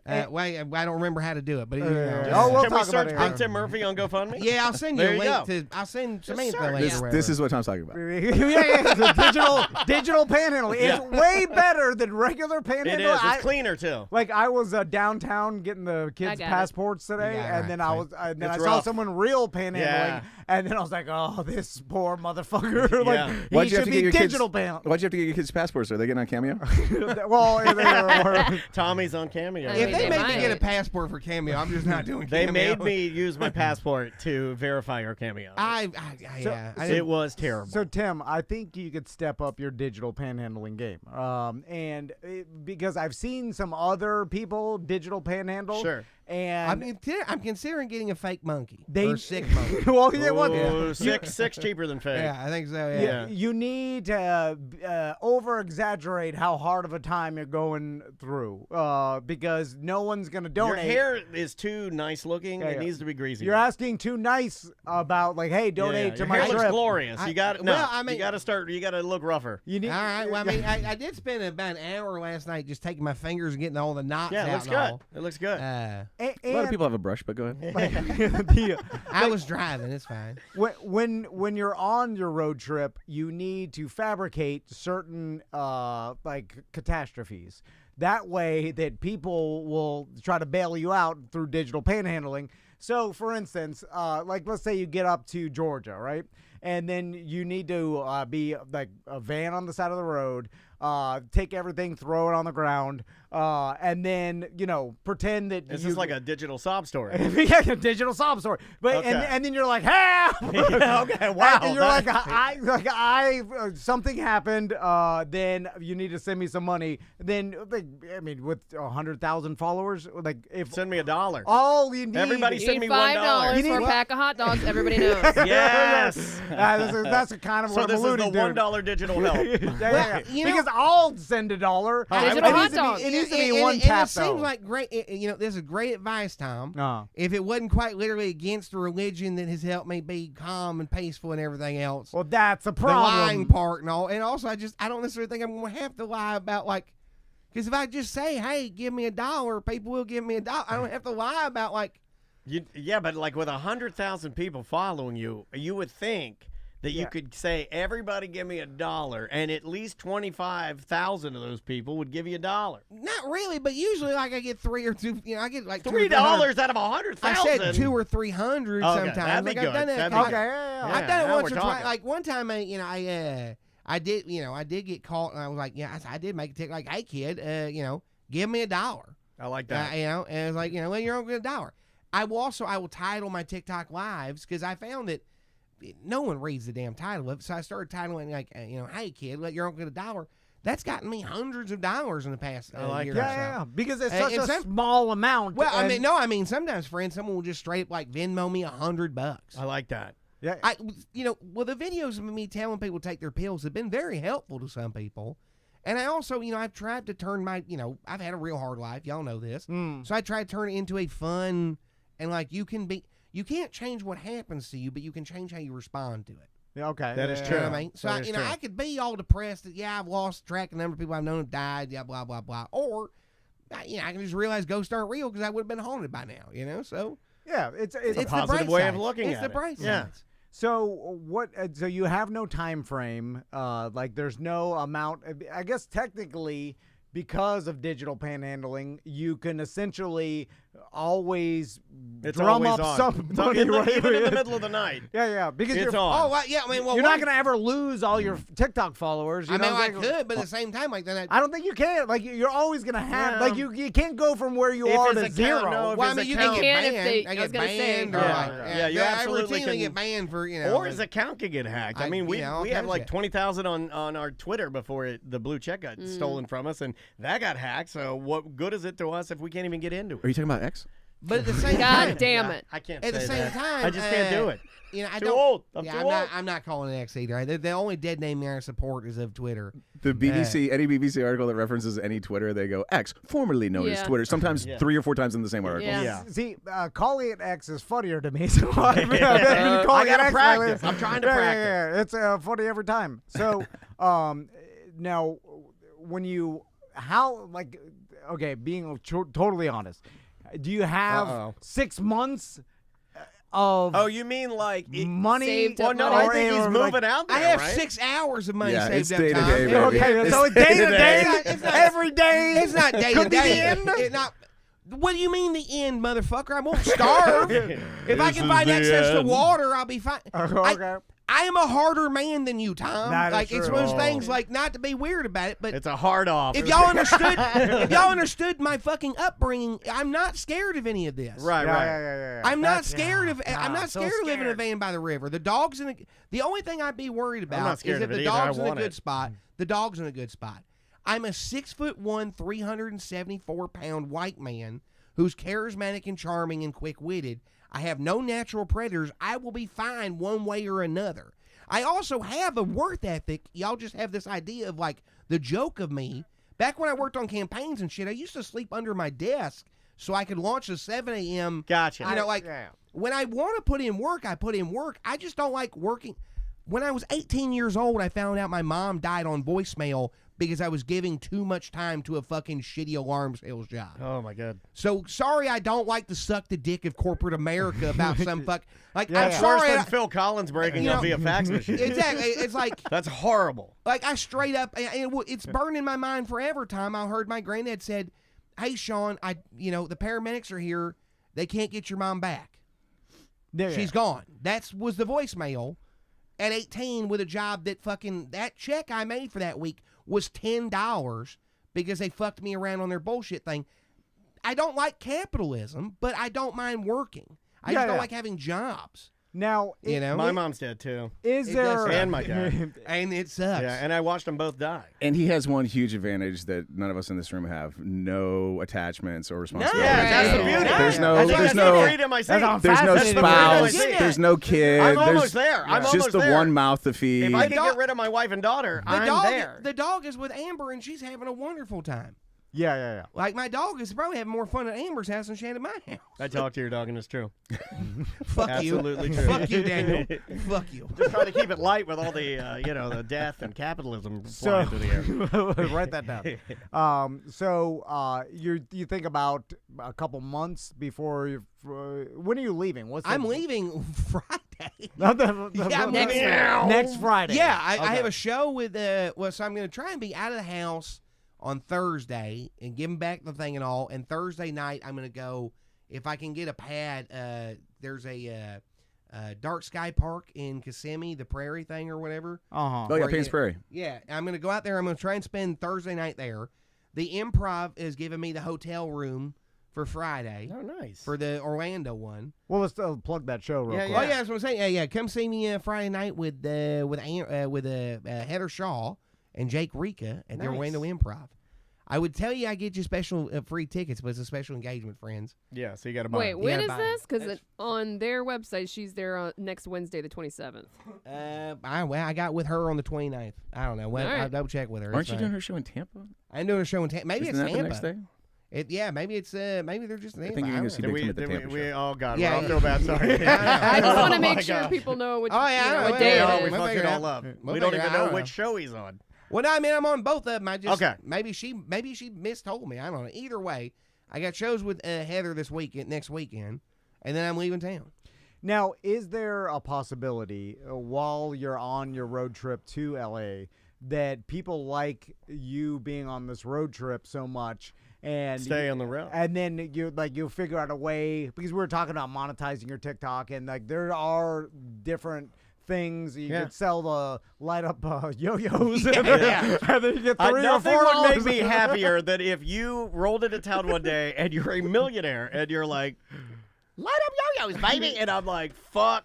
Yeah, it might be them scrub brushes. Hey, I don't give a fuck. I just think it would be awesome. They sell some ball that spins and you throw it. It comes. I watch them. I want one of those. And it lights up a ball. I want the light up ball. And then you buy it through the link in the comments. I see them promote it. Oh yeah. And so if you start doing that and people like the traveling content, I mean, could you just continue to travel? Step up your There are a lot of TikTokers that are like van bad life. for your back, though. Dude. It's bad for my back, but also in 2010 and in 2015 I was going to go do this, not necessarily the whole road trip thing, but I was going to go LA. I want to be in movies and stuff. I've got a ton of things. Like, I've got some scripts that are not necessarily done. But serious question. Comedy only? No, horror mostly. But like horror comedy. But is it working for the movies, the ultimate working for the man and capitalism? And to a certain extent, but then but it's the difference between I'm getting to make movies like I've always wanted with a cultural impact versus, I don't know, I'm selling aluminum siding in the village. Gotcha. Well, the light up yo-yos. Don't forget about the yo-yos. But also, if you could sell, you were telling me $4 a yo-yo. I mean, that's fucking good, dude. If you're selling $4 a yo-yo, the yo-yos are $2,000 to 3,000 yo-yos, it was like I'll start selling yo-yos. Bank. That's better than we get on Cameo. But I mean, the LA, I'd like to eventually start a production company. I want to make horror movies. That's too hard. They're not hard. Horror movies are one of the easiest movies to make. Yeah, but there's a lot of organization, and you got to deal with other people. You got to work with actors. Yuck. I think the money's in the yo-yo. Really? You're going to beat the yo-yo to death? Well, I'm just saying, when you told me $4 a yo-yo, I thought you $4 for a camping lantern, not a yo-yo. Okay, well, the camping lantern. The margins of the yo-yo? Put a string on it. It's a yo-yo. You could. Light up yo-yo. I mean, a light up yo-yo, if you don't yo-yo, it is a lantern.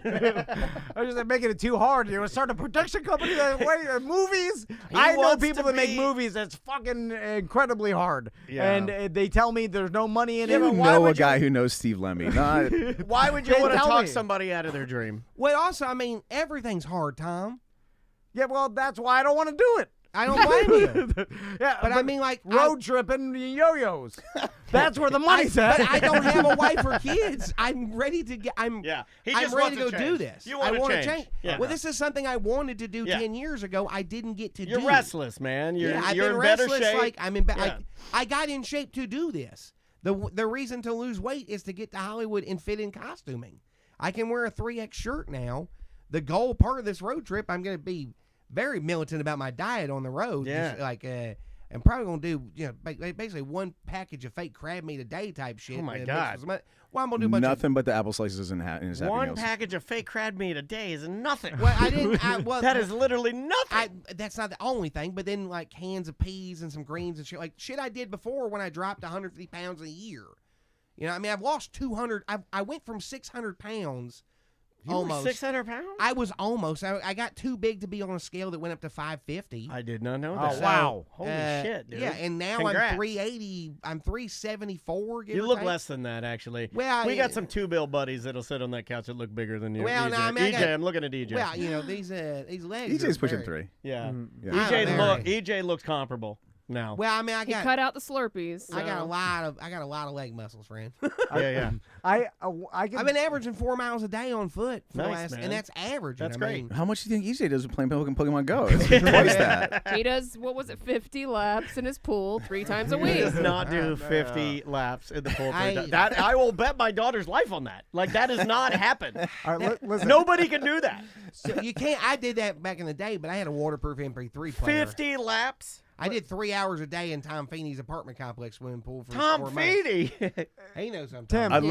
I know that I name. love Big Tim just dropping names all over the place that nobody fucking knows. Yeah, just yeah, like yeah. the floor's littered with names that nobody has any awareness of. That'll be fine. So, if people want to follow your Yeah. trip and follow everything, TikTok's the TikTok, best Insta- place, well, right? I'm Uncle gonna- Big Tim. Uncle Big Tim on TikTok. I mean, I'm going to be posting on Facebook too. I'm going to be posting on Instagram. My Instagram is Big Timmy Comic because I got locked out of Big Tim Comic years ago. I don't even remember. Like, it was one of the things where they asked me, I was like, what? And then it locked me out, so I just gave up. It locked me out. Yeah, That's happens a lot of parallels. Happens a lot. But, you know, yeah. Facebook and all, but the TikTok. I might even start putting some stuff on YouTube, depending upon what I do. Because I'm going to do some more long format, like longer. Because, you know, I've done pretty well with, like, the food review things from places I can walk to. So I like those. I'm going to go do some offbeat food review stuff. I'm probably going to start a second TikTok channel that does a little more of the hacky, like, reaction videos and stitches and stuff. Yeah. But that way... So you can follow trends on one, and the other one. Follow trends a little, and if I get banned, I get banned. Because, you know, I mean, I'm real good at roasting people, so I'm going to do some more, you know. Gotcha. It makes me mad that Tim is tougher than I am because all this whole time I'm like, well, hold on. I think I could be tougher than Big Tim. What does that mean to you? I really need to understand what being tough means to you. I don't know what it would. I mean, each scenario you'd be put in is a different type of toughness. Well, I'm sure required. you got more like endurance than me. You're in better shape. That's than what I'm me. asking. Like, what do you mean by tough? But well, I just like me, like What he said was that he's harder than you, Tom. Yeah. He didn't say tougher. He didn't say harder. Tough and being hard is like one and the same to me. It was like if I was out in L.A. homeless. Then he's not homeless. No. He's doing the occasional dumpster dive, and he's driving in his I mean, van. the dumpster dive is good. I'm going to do that even when I have an apartment. Yeah. I don't think y'all can stress how lucrative Tom, you've that never shit can be. lived on your own, so you're out. Well, I don't know. You've never had an apartment by yourself? We've had this conversation like a month ago. Yeah, but I don't listen to him. Never. I don't listen to him because he stopped listening to me. But I. That's the way it is. But I think. What kind of show is this? But you know, like you'll find out. Are you me talking to my wife? You know that show where they take like a millionaire or a billionaire and then they put him on the streets with no money and then he tries to make $1 million in like a couple do months not know or that whatever. Trading places? What are you talking about? There's definitely a fictional movie. There's a thing out there. I where would watch that. And then he starts with nothing, and then he just uses his intuition, his business knowledge, to go from zero to trying to make $1 million. Okay. Right? While being followed by a film crew? Well, I don't know how exactly it works. Morgan Spurlock, I think you referenced a Morgan Spurlock show he did where he went like try to live on minimum wage, but maybe you are referencing some business thing, or maybe you invented it, Tom. I don't. It sounds cool. It sounds like a good idea. Yeah, I would watch the show. But the problem is I'm embarrassed in a lot of situations that Tim would not be embarrassed. You know, like I don't want anybody to see me getting in the dumpster. Yeah. And, he cares too much what people think. I found some things out yesterday that, panhandle. like, for instance, with Well, your. I'm not going to panhandle. I'm not going to sit on the side of the road with a Don't sign roll it that out. says- Don't roll it Well, out. like, are digital you panhandle. going to be able to? I mean, this kind of ties into your embarrassment. Are you going to be in your in your sprint triathlon, are you going to be able to wear a swim cap? Because we were told last night that you must wear a swim cap because it's for visibility of swimmers. You won't wear it. You're not going to wear a swim cap? Well, and it looks stupid. Yeah, it does look stupid. And it's for when you're swimming in an Olympic pool fast, like so your hair doesn't create drag. But no, I learned that they want it white or yellow. So if you do so for visibility, right? It's a safety thing. Yeah, it's a safety thing. Tom, you race swimming. The hat is going to be the least stupid thing in the pool. I hope you wear a cowboy hat. But also, but coming back to the you don't want to wear a cap in a swimming pool. That's something I'd wear the cap. It'd be fine. Yeah. Well, that's where it comes back. That's where it comes back to heart. I also don't want to sleep in my van. I don't want to. When was the last? I don't want to sleep in a hostel with the bums. I don't want to. There's so many things. Everything you described, I don't want to do. You hate it all. Yeah, but I feel like maybe I could. No way. But it would have to be an insane amount of money offered. It's not like I've got the choice to just go back to my house with my wife that's got a good job too, and my kids and all. When you gotta survive, you find a way. Yeah. Or you die. There is another option. There's that option. That's the ultimate You die option. with a swim cap in your hand. But what I find fascinating about all this is we're talking. He hasn't said fascinating in so long. We're talking about. It's back, baby. Yeah. We're Big Tim has an insane TikTok following, bigger than us and bigger than so the media following you have is big enough where it's not even that big, but it seems to me. But it's also going to get bigger as I do this because it's a content. You would hope, yes. That's what you want. I'm going to make some collaborations with bigger accounts because with overlap and stuff, it's going to be good for it and all. But it's also like you said, you're putting too much import on these numbers, Tom, because it's not like in 1950 and Johnny Carson got 1 million share and that's the biggest thing. Like 100,000 on TikTok, that's great. Yeah. But there are also 100,000 other people with 1 million on TikTok. Yeah. So it's so diluted. It's so fucking diluted at this point. Yeah. But even we're not talking about 30,000, like 100,000. Even if half of those are bots, well, right? But they're all watching 100,000 other things on TikTok too, and they're watching 30 seconds of Big Tim, and maybe they decided of my 200,000 followers, I have a core of maybe 5,000 that will watch just about anything I put out. And that's good. Mm-hmm. That's great. I have 200 or 300 that of those, I've had people offer to let me move in their house on this stuff. So you should do that, and then I don't kill want them. to do that. And steal all of their goods.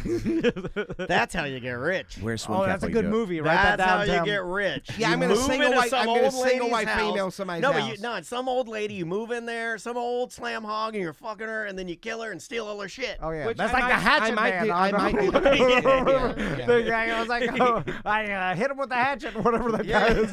He did that. You're talking about the guy that just emailed Theo Vaughn. Yeah, did he? Yeah, he did. Anyway. They're buddies now. Or I could just get a job as a dispensary guard in California, stay in a hostel for a week or two, and then get an apartment somewhere. Or that's easier. Sounds like working for the man to me. Well, I'm going to work for the man. I like the killing the old lady slam hog thing. It's way better. That seems like a lot more work than just It'd be fun though. It's easy to kill old lady. I think it is easy to kill an old lady. But then you got to deal with the cleanup of the old lady. I've thought about it too.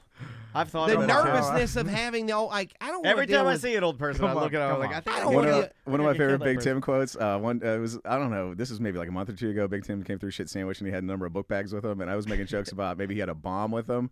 And my God. Big Tim said, "Bombs are hard, baby. If I wanted to kill you, I'd just hit you with something hard." It's true. Because he's harder than you. What do you call a bomb maker with 4 fingers? Good at his job. I thought it was going to be a racist joke. I did too. I instantly went racist. Y'all I don't know. You're stereotyping because my safety sunglasses, your lights are so bright. No, I think it just speaks more about us. It's not you. That's 2 more yo-yos. All right, let's take a break. God, you and your yo-yos. I do think yo-yos are the way. That's where all you've told me this morning, all the whole day, all I can think about is a yo-yo. I mean, I'm not even the business part of what we do here. And when I heard $4 a yo-yo, it blew me out of my business chair. I was like, holy shit, that's a lot of dough. How do you think the Duncans got so famous? The name of the band is No Bro. Where my girls at?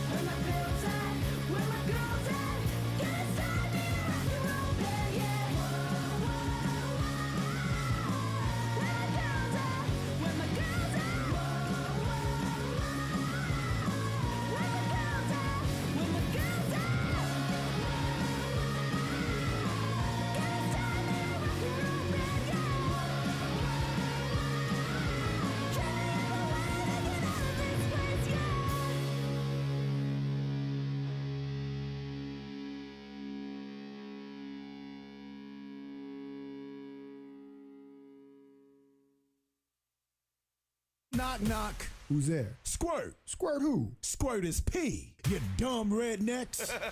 Right about now, you are listening to the incredible A Mediocre Time with Tom and Dan, who kindly remind you that squirt is P. For DC United, LAFC have 0, by the way. Black and gold better be careful, Tucson. They want to keep it.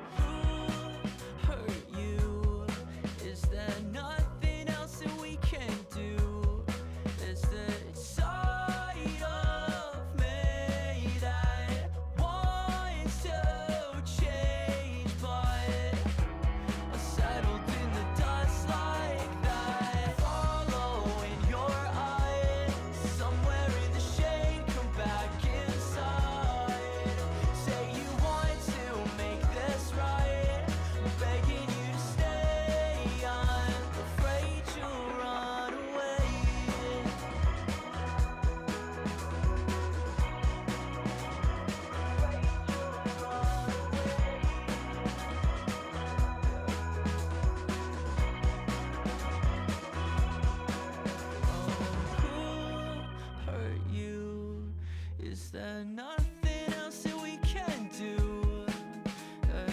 Every action has a reaction. Let's get you back in your own shoes. You're settled in the dust like that. Follow in your eyes. Somewhere in the shade, come back inside. Say you want to make this right. Begging you to stay, I'm afraid you'll run away.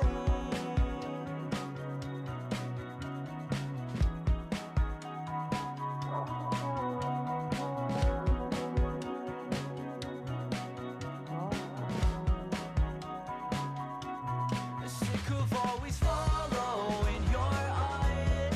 Somewhere in the shade, come back inside. Say you want to make this right. Begging you to stay, I'm afraid you'll run away.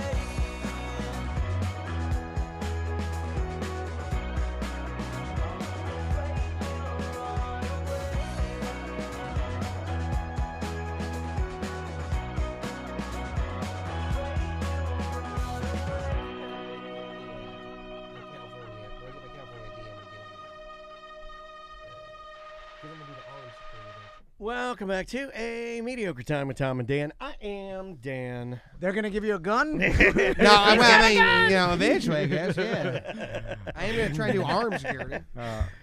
Should probably turn our mics on first and then everybody else is on. How many before I leak the old? You said mics are hot. I'm like, mics are hot. Like, are there a lot of dispensary robberies?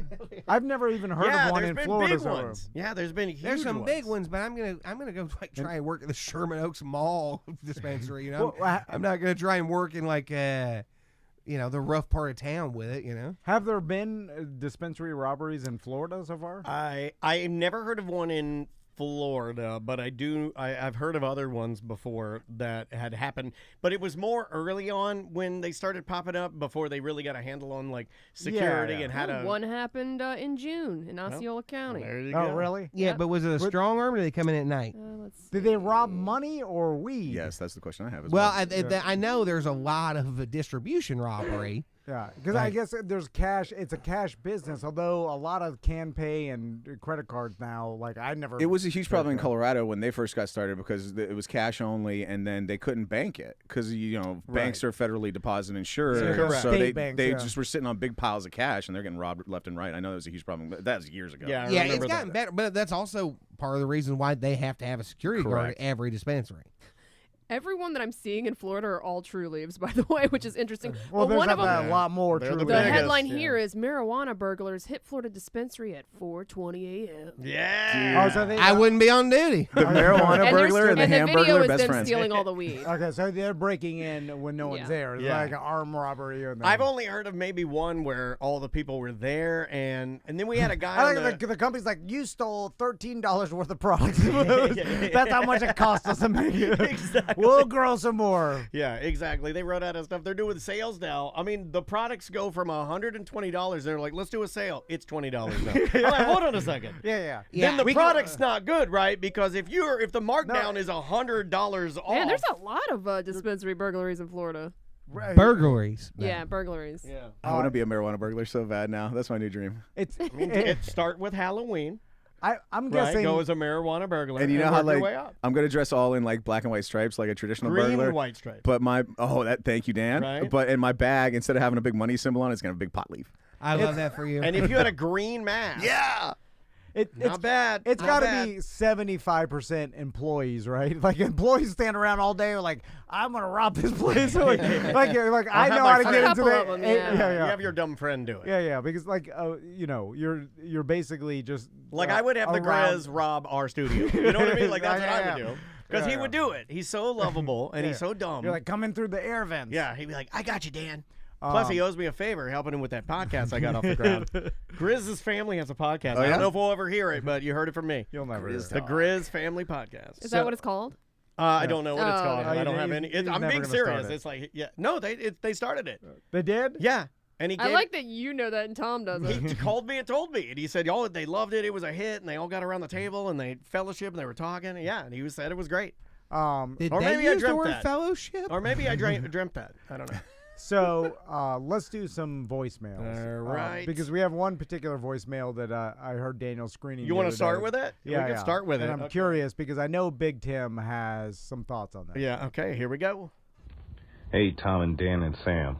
So I just was reading this news article about a guy who faked his death to try to avoid child rape charges or something like that. And this guy, to fake his death, he claimed, to be in a kayaking accident and drowned, supposedly, and then that's how, he was going to get away with it. But this guy was so stupid. He had an ankle bracelet monitor on his ankle when he tried to fake his own death, so they could somewhat track him, and eventually they catch this guy, and so he's going to jail. Damn, a plane's flying over. Just as I'm in the middle of a call, it's just like the goddamn power wash guys in your stupid fancy neighborhood. That's true. Okay, so let me get to the point.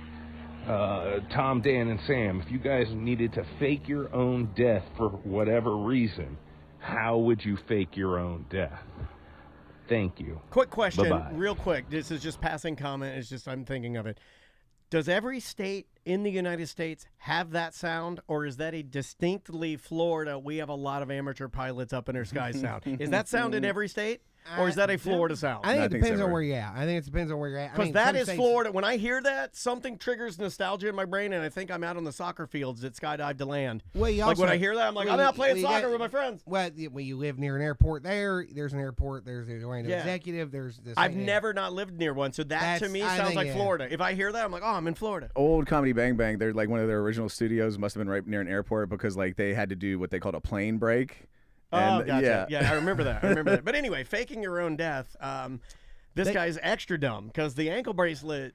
Yeah, that's ridiculous. That's extra dumb. You got to sacrifice a finger, right? You got to like whatever your method is. You got to have at least one. I don't think you do. I think you do. The kayak thing wasn't a bad idea. The ankle And he also, monitor. I'm reading the story now. He also got his son to lie for him and say like, oh, he fell out of his kayak and drowned, like he never came out of the water. I don't Having think a witness. My daughter That does help. My daughter would not lie for me. But he was an idiot, and he bought 2 track phones the day before he did this disappearance. Well, he's doing it quick. Well, you know? the Walmart video cameras got him. Why not cut it off? Because just it being still on you negates everything you're even working If you damage toward. that thing. No, I get it, but yeah. like at some point you can't fake your death and then be like, well, at least you're still moving around with the Right, tracker. right, See what I'm saying? Like that is so well, obvious. Well, if you cut the tracker off, but you include a lot of blood, you put a lot of your blood.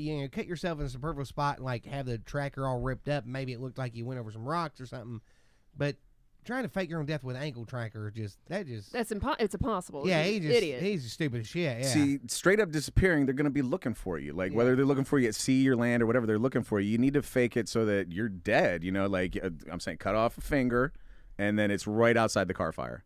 Like the car fire burned everything else. One finger slipped out the window. There's a little bit of tangible proof. But your skeleton, there's a whole bunch of flaws in that. I think the boat thing is good, but you have to you have your canoe wash up. You have the stuff. You have it overturned. You got it, but you can't have an ankle monitor. See, this is all. I like the water. I got the perfect one. I like You the wanna boat. hear it? Yeah, the boat. I do want to hear yours because see, I don't like anything washing up. I don't even really like finger. I like without a trace. Like I'm big in like I want to like try and disappear. Because planting evidence to me is how you end up incriminating yourself. Well, it's another vector to get caught. It's Correct. another, Yeah, it's like something digital. To Well, break. now they're looking for a dude that has 9 fingers. So I cut another one off. I got 8th. Fuck you. I've leave them as you go. I've got the perfect way to fake my right. own death. Give me yours. And Sam, You sure you want to say this? 'Cause Sam's a glorified detective at this point with all the murders, the content she listens to. She will so blow the holes in it quick. She can Yeah. confirm whether 100%. what I'm saying is accurate. But So- Tom, how are you going to get the hobo into the bear suit? So no, they want it. If this weather changes a little bit, you just got to pick the weather. Here's what you need to fake your death. You need a good narrative, right? Just like in sports. Like Morgan Freeman? People love narratives.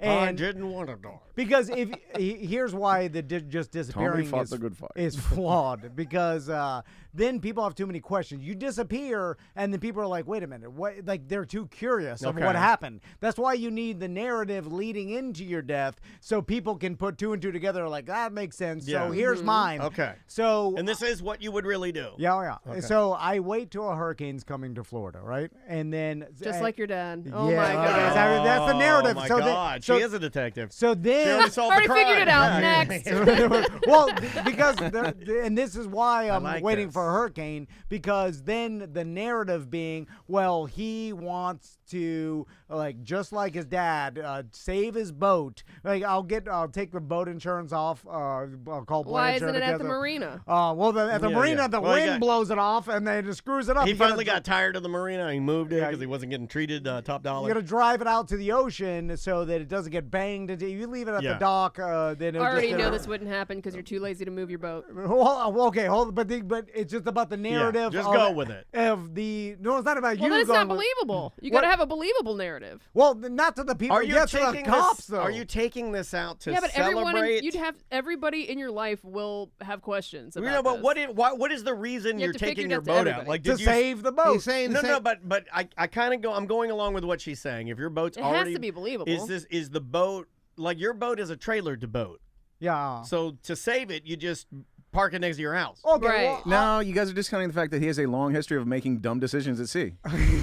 Well, okay. Hey, I'm trying to go with this, but like the only reason This your one's dad not took his believable to me. boat out is because it wasn't a boat that he could like actively put on a trailer and take it inland, right? Yeah. Well, what you do is you want to take your boat out before the storm to get one last trip in.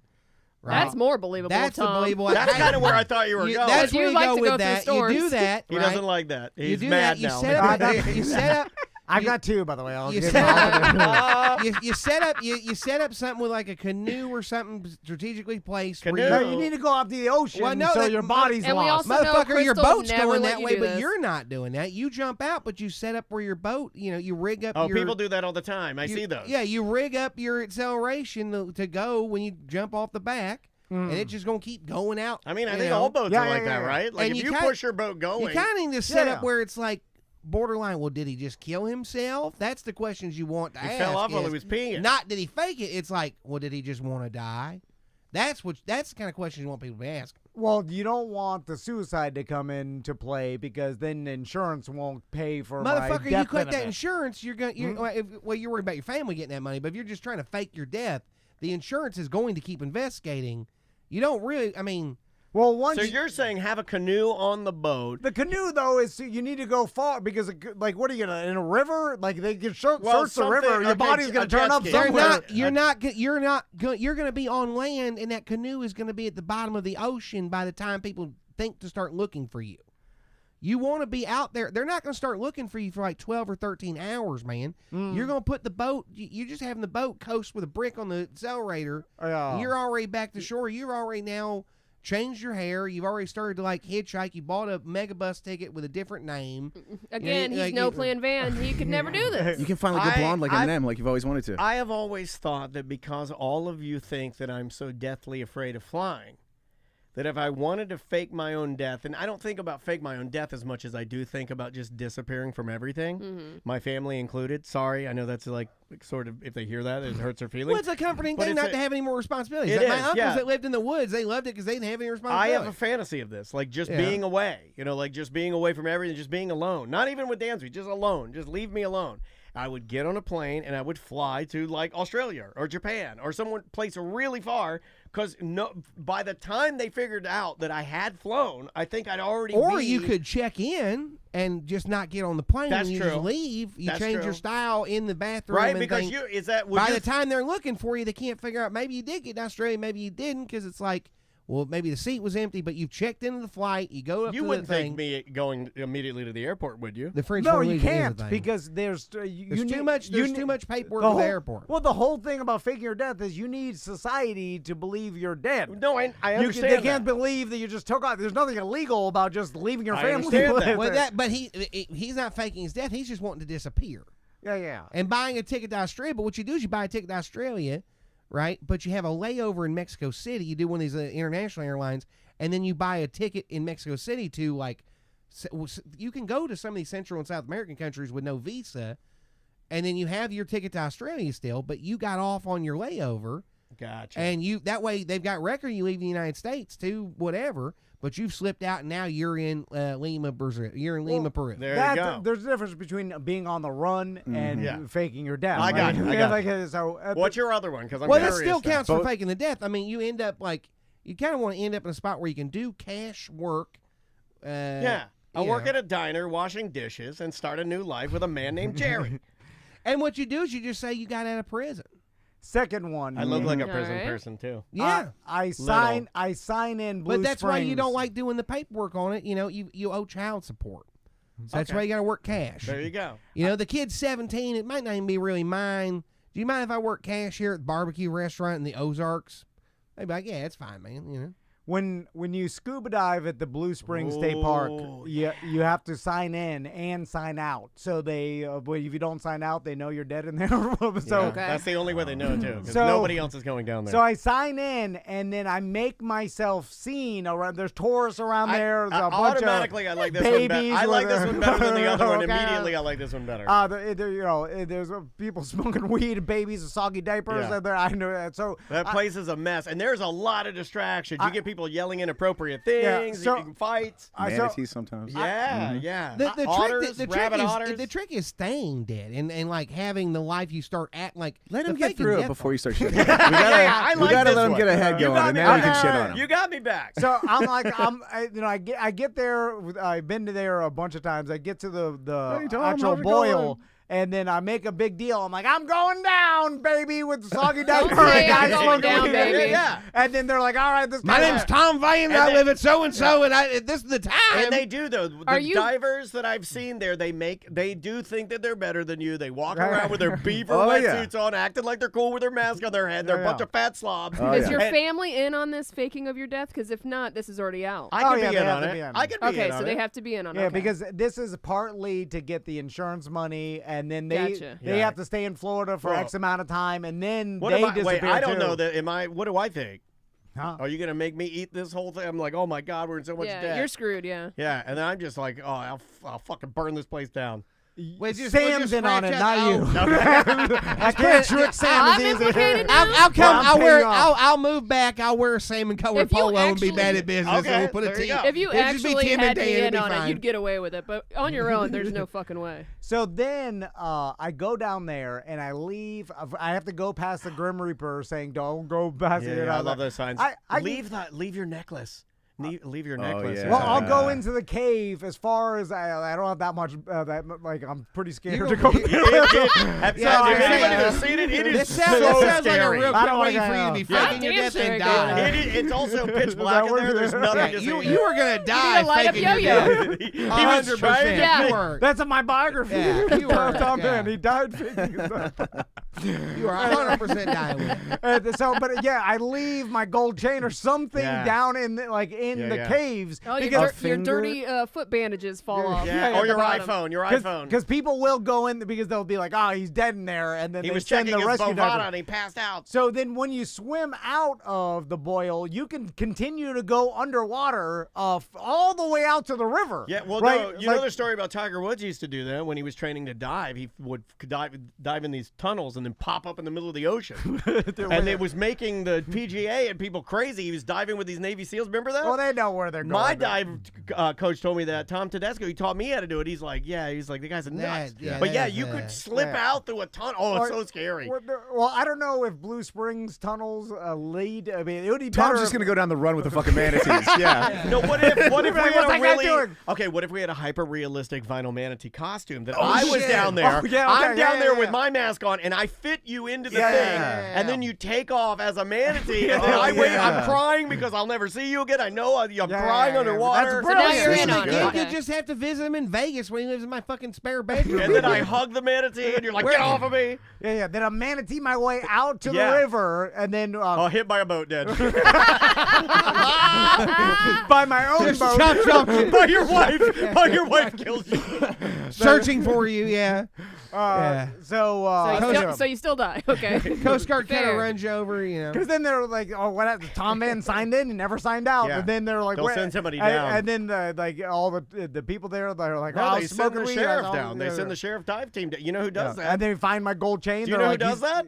Andrew's brother does that. Do they stop looking for you, or do they continue to look for your body? It depends on how much they will stop. Because the cave system is so immense. Partner, they didn't look for my uncle that went missing in that river very long.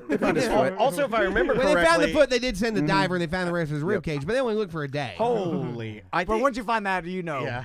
I think one of the reasons why. Well, you knew when the foot floated up. We kind of knew, I think that sign is one of the reasons why they don't look for that long. You know, like you should have seen. Yeah, that. it's very dangerous to cave dive. So it's one of the ones where that's also the trick. You kind of need to get your body in a spot where it's prohibitively expensive and also dangerous for them to look for where your body would have been.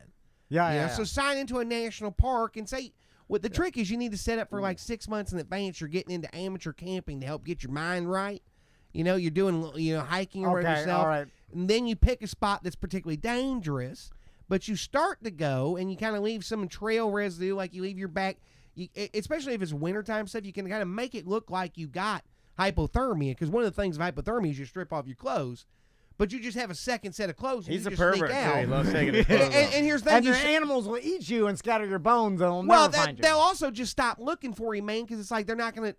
They'll find your stuff. They'll find the clothes. You go, well, he probably got delirious and ran off and he's dead. You know what the best one of those is, Tom? You made up your mind. You're going to challenge yourself and climb Mount Everest. You make it to base camp. You just hire a Sherpa to hide your hat somewhere up on the mountain, and you take the fuck off into Nepal. Well, the problem with that is like I feel like know where all the there's bodies. There's some famous ones, but there's a lot of dudes that just went up that mountain and never came down, and they're very nice, and they have no fucking clue. My wife like Green Boots, the guy that's famous. He was at. But then there's a lot of guys that just fall into an ice crevasse that's like 90 feet down on Mount fucking Everest and is never seen again. My wife is in the chat room, and she says, my stepmom's friend went missing diving. I was going to bring that up. And they had to wait years for a death certificate until the government declared you dead. Yeah, if you don't have a like I said, a pretty good narrative of it, they're going to just not do a death certificate for years, and then eventually you'll get one. But that's where it comes in the insurance part. If you're trying to do this for insurance money, that's how you're going to get caught. But if you're just trying to get away from your obligations of your life or whatever, it's much easier to do. Going back to the original voicemail, why are we letting child rapists out of jail with just an ankle monitor? That's the real question. Well, here's the thing. That's not going to stop him. Well, he got caught for once. I mean, he ended up with an ankle monitor, kind of worked, and two, he's not convicted yet. Correct. He wasn't. That's convicted. true. He literally had court the next day. Yeah, and that's why he conveniently went missing. The trouble is, you have to treat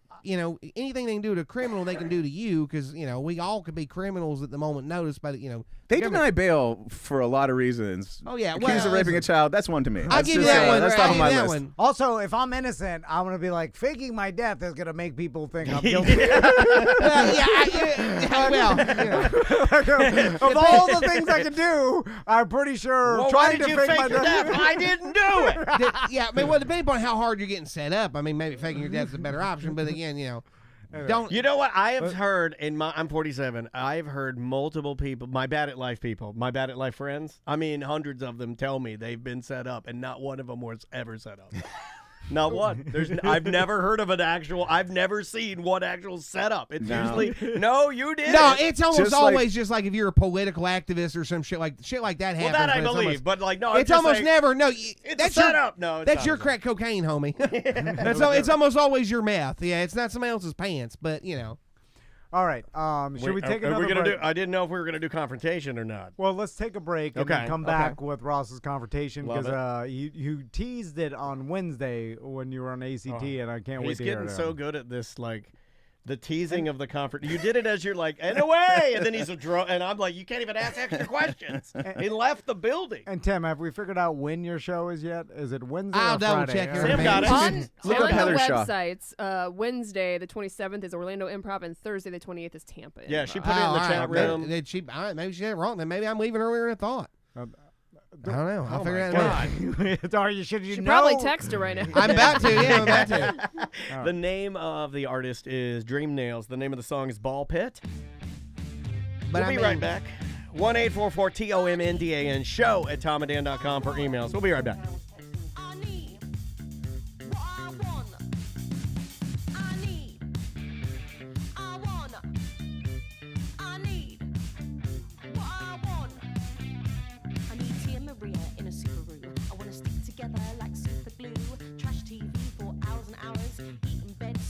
Shower. I need, I want, I need, what I want. Take me to the moon, take me to the moon, stick on a plastic, jump in it, jump in it, I'm losing it a little bit. I need, I want, I need, what I want, I need, I want, I need, what I want. Eat my snacks, do my songs, sip my coke and do no wrong. Early drives, your hair in a towel, my head in a heart, who's laughing now? I need, I want, I need, what I want. Take me to the moon. Take me to the moon. Stick on a plastic. Jump in it. Jump in it. I'm losing it a little bit. Drowning color.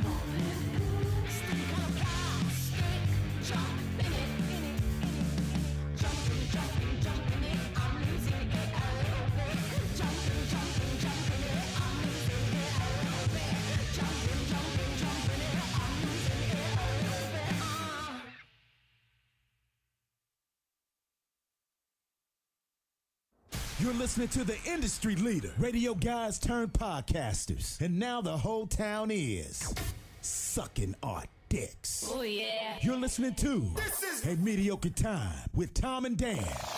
Oh, yeah. Don't forget to lick our balls, bitch.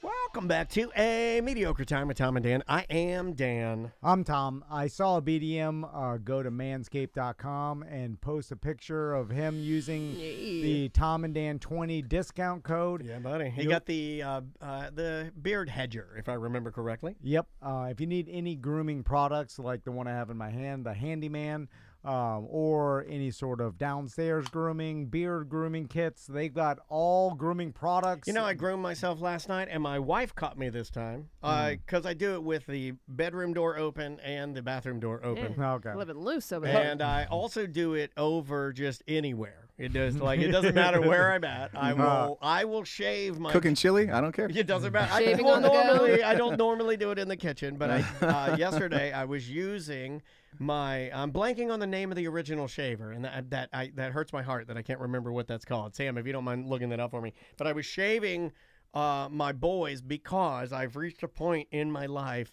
where I now have hair growing up 3/4 of my penis shaft. Come on. 3/4 hair. No, Anybody no. else have this? Come on. Is this only a small person thing? Are you sure it's the skin that used to be taut at the base is now sagging up? Ew, what? Sagging up. I'm sorry? And I'm the gross one, and he says shit like that? It's sagging down technically, but it's up the shaft. Sagging up, sagging down. No, it's not sagging down or sagging up. It's not. There's no sag. When I pull my penis up, because I'm uncircumcised. Is it the weed whacker? It's the weed lawnmower? whack. It's the lawnmower. Okay. It's a lawnmower. There's a lawnmower 3.0 and a lawnmower 4.0. I have the 4.0. So, no, when I pull, because since I'm uncircumcised, I'll have to just walk you through it. Since I'm uncircumcised. The chat is screaming at you to fix the cameras. Oh, well, okay, there. Sorry. They want to. Oh, yeah, sorry. I didn't hit the right button. Okay. So when I am shaving my penis, I pull the foreskin and I stretch it up way high. Okay. That way I can get under it like this. All right. Okay. And when I look at it, I pull it taut, right? Because you can't do that because you don't have skin that you can grab like that. You'd have to grab the head of your dick and pull it up. Yeah. I don't have to do that. I can just grab the skin and pull it up. And when I'm shaving it, and then the hair goes 3/4 of the way. Like there's only about an inch between the end of the hair and then the end of my foreskin. Okay, that's it's disgusting. It's disgusting. It is disgusting. So TOMANDDAN20. Yeah, TOMANDDAN20. TOMANDDAN20. So if you want to get rid of that shaft hair. Did you get your dick bitten by a werewolf by any chance? No, I thought of that. I'll have to chain it to the radiator when the moon goes out. Tracy, cut out Daniel's part. No, leave that in. I use it. What if I didn't have that product? Then I'd have a 3/4 fur ball. Mm-hmm. Just put the beginning. Yeah, TOMANDDAN20 for no hair. All right, so Ross. Yes, sir. Is this the confrontation? Oh, Am I yeah. doing the song? Yeah. Let's do Okay, it. hold on. I gotta get it. I gotta get his thing here. Here we go. This is one of my favorite songs ever.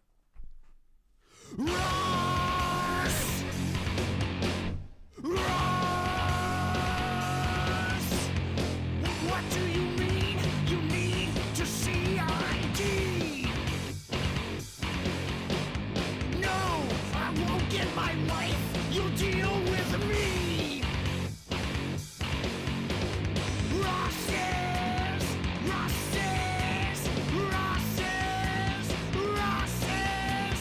confrontation of the week. Where are you going to be at, Ross? Hey, guys. Tomorrow night at the Bull and Bush. It's going to be Underwear Comedy Party. It's a lot of fun. Brought down Alex Libby from Atlanta. She's bringing some other Atlanta comics with her.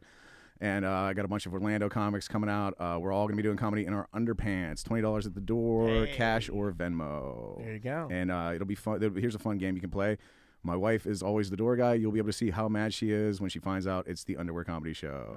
You didn't tell her? We found that out. We found that out that she doesn't know. What am I going to be like in trouble like the whole way leading up to it and after? No, Yeah. just That's after. a Tom Vann. Just the after. only We're thing more that alike you than guys, we are different. You really, we're all in Listen. this together. It's the only thing you guys do that's exactly the same. This and do not engage. We may be like converging at a singularity. You never know, I know? don't. I absolutely don't do that. As soon as something happens, I tell Andrea so she can get it over with. Get it out. No, but then it lasts They too never long. do, yeah. But they- she doesn't do that. Okay. Andrea gets. I mean, she's a little more like you. She gets it out and then she's done with it. And then we're good. I like to spring it on her and just whatever. Right before. Yeah. Man, we may get through the show. She not realize it. That's a possibility. Yeah, you know, yeah. she's back there at the door. Yeah, It's there's dark. a very real chance if she doesn't come inside, she won't know. Yeah, is Where there a does everyone possibility that disrobe? where don't they? So this kind of ties into the confrontation of the week because the confrontation of the week takes place at the Bull and Bush. At the Bull and Bush, you know, you come in the front door and the stage is right there. Yeah. And there's like a little vestibule. You come through a door and then through another door. Yeah. And then there's my little area where I stand during shows. Uh-huh. I'm gonna we're locking the front door and I'm gonna like tack up some towels or sheets or something in that little vestibule and have a little changing area for comics. I like that. Use newspaper. That's what we used to do in the radio days. Is this? We'd put you newspaper do in the tomorrow windows. night? That Correct. looks so sinister when you do that. I might swing by and drop you off a blackout curtain. I might be on the side of town either way. I got you. You have a blackout curtain. Well, I'm not gonna bring it with me. I mean, I'm not leaving the curtains at the house. you know? Put them up in the van. Put them up there for the It's dog. only the one thing. Okay. So this all ties together. The confrontation of the week it happens at the Bull and Bush. Last Saturday, we were doing Big Tim Murphy's going away comedy show at the Bull and Bush, and like I said, the stage is up at the front of the room, and so is the front door. And when you come in through the front door, you're just right by the stage. And there's a little vestibule you come through. You come through the second door, and then there's like a little there's a little foyer area, like literally just enough room for one person. And that's where I stand during shows. So I can give people the light, keep an eye on the soundboard and everything. That's where I stand, right? So show's going great. There was some last minute cancellations, so I had to put up some people that were maybe just standing around. If you were at the show, that's what happened there. And but back half of the show completely solid, real good. We're building. Larry Fulford goes up, kills, makes everybody cry, talking about Big Tim and how sweet he is. And then I bring up Big Tim to try to sell a ghost-ridden VCR cam. I did do comedy before that. He did jokes. I'm just making it. So I bring up Big Tim. Big Tim's, I don't know, like 3 or 4 minutes into like it was. I checked on the video. It was like 4.5, 5 minutes in. Yeah. That's how fucking good I am, you guys. This guy knows how to run a show. A few minutes into Big Tim's set, 2 guys come into the Bull and Bush, and they post up right in my little vestibule, or they were in my little foyer area where I'm standing. Get out of my vegetables. And Larry Fulford's already up there, kind of watching Big Tim from there. So it is jam-packed already. It's very tight already. Yeah. I don't like another human being up there, but I'm willing to let Larry stand there. That's fine. He wants to watch the show. I like Larry. That's fine. These 2 guys come in and post up like right inside the door, right in front of the stage, and they see how it's packed. It's jam-packed. There's I don't know, 50 people in there watching Big Tim do his thing. And there's no real. You could go to the back room and stand. There's room to get to the bar to get a drink, but there's no seating or anything. So they come in and they start having a conversation right in front of the stage while Big Tim fucking Murphy is talking into an amplified microphone doing jokes. Yeah. And so I'm standing right there too. So of course I'm hosting, and it's a fucking spike in my brain killing me. So I just say to them, hey guys, in or out, just choose in or out. Come in. Get a drink at the bar, or you're welcome to go to Sports Town. Sports Town's right there is great too. If you want to go just have a drink, I like Sports Town, and so I keep telling them in or out, in or out, in or out. And at a certain point, Big Tim gets involved and is like, just stop it. Well, so one guy, he's not doing a little justice here. He's giving. I'm getting to it. All right. I'm getting to it. So we talk about it for a minute, and they keep talking, and then one guy goes, he like just decides to enter the room. And he does like a big fucking vaudeville dance, like across the room in front of the stage to like, here's me. He like, if you look up drawing attention in the fucking dictionary, it's this guy's little dance as he walks across the front of the stage to like an unoccupied stool at the bar. Literally in front of me, to the one only open stool right on the corner. And so he's doing it because you have told him like in or out a bunch of times. Yeah. I think he was doing it because he's in a shithouse drunk. He's doing it because I told him in or out. Yeah. He's doing it because he is fucking hammered. It's a reaction to what you said. And he's being a little bit of an asshole. And he's a fucking prick. Okay. And he's like, look at me. I will draw. Literally, it's not like was he on a one wheel? No, it wasn't out of embarrassment or anything. It literally was like a guy just wanting attention and seeing a room. He was and literally like, trying to one up because he brought up it's Big Tim's going away thing, and I even said like, yeah, this is my last time, but come in, mate. And I was like, I'm trying to get them to just come in and they'll be quiet and I'll get them back or whatever, And we'll come back from the weirdness of it. And then in response, he's like, all right, I'll sit down. Then he starts doing some like a baby would or a child. One of them. Okay. So now we got the one guy, the big, tall, attention-seeking prick sitting at the bar, and in my little foyer area, we still have his friend, a little bit shorter, a little bit stockier, kind of muscly, like looking. And he's just standing there kind of like stone-faced and shit. And I'm like, so to him, I go like, hey, buddy, in or out? You can't be standing. And he's like, just giving me shit-face. And I'm like, eventually I get to the point where I go, hey, just get the fuck out. Get the fuck out. And this is when he goes, why are you being so rude? And then him and his friends start having a conversation. And if you like draw the points, they're talking across the front of Big Tim. One of them's like to the right, is stage right. One of them's to stage left, and they're like, "Should we go? I don't know. What do you think? Just come in." And so like they're having that, and I just go to the guy standing next to me. I was like, "Hey, just get the fuck out of here. He'll follow you." I'm still kind of thinking he's like a reasonable human being, like maybe. Okay. I'm like, just get the fuck out of here. And I have not turned on them yet necessarily. I've kind of done like, well, hold on. I do like a punny like pause, like what? It's about this time when I'm saying to the guy, "Hey, why don't you get out and he'll follow you, and you guys can go have a good night and leave the show alone." It's about that time where Big Tim's like, "Ross, why are you bothering these?" He says something like, I was trying to like. He kind of asked me to stop, and I'm like, all right, Big Tim, I do, and then they go right back to interrupting the fucking show. I thought that maybe if I go like Ross, we'll let him, because I thought maybe he'll come in and I'll just kind of talk to him a little bit, because I start doing a little bit with like, hey man, you having a good time? I'm leaving. Like, I'm trying to interrupt their three-way conversation. Oh. So I'm like, I'm leaving. I'm like, I straight up go like, just give me 10 minutes. Sometimes you can quell it even by giving them a little more attention, and they slink back. Sometimes it happens. I see what you're doing. So I back off, I let it go, and then the guy goes right back to fucking talking to his friend across the bar. Not even 15 seconds him backed off, he immediately went to just, he amplified his assholeness. And so I go, see, Big Tim? You see why I was fucking trying to do this? And so, like, now me and Big Tim, it's me and Big Tim tag teaming these motherfuckers like it's WWE, and we go in, and the guy keeps saying, why are you being so rude to us? And I'm like, and I explained to him, because you're interrupting a fucking comedy show that 50 fucking people are watching. You're ruining the night for over 100 people. What are you not understanding about how you're being rude? And the guy, he's just getting madder and madder, and he's like a short, stocky guy. You can tell he wants to get physical. Like he wants we do it, that. We're like, he wants it to get he wants it to get physical. And so I just keep saying, get the fuck out of here. Just get the fuck out. And then eventually I go to the audience. I was like, what do you guys want? Do you guys want this guy to keep interrupting the show, or you want him to get the fuck out of here? They're all like, get the fuck out, get the fuck out of here. Oh, I love audience is on our side. And so at a certain point, the fucking big goofy one's still sitting at the bar. I rile the fucking short stocky one up to the point where he's like, he screams at me. He's like, I'm going outside, and if you got any balls, you'll come meet me out there. Something to that extent. Like an open invitation Catch to me fight. outside. And so I go, sir, 5 minutes from now, the show's going to be over. You meet me in the back parking lot. That's where I'm allowed to fucking fight. And the audience goes, whoa. The audience is like, oh, I didn't know this is like the worst one. This is a good one, man. Well, I'll post the video here before too long. Hold on. Where you can hear it. Give that a little because and I'm on the mic with like, I go, just get the fuck out, guy.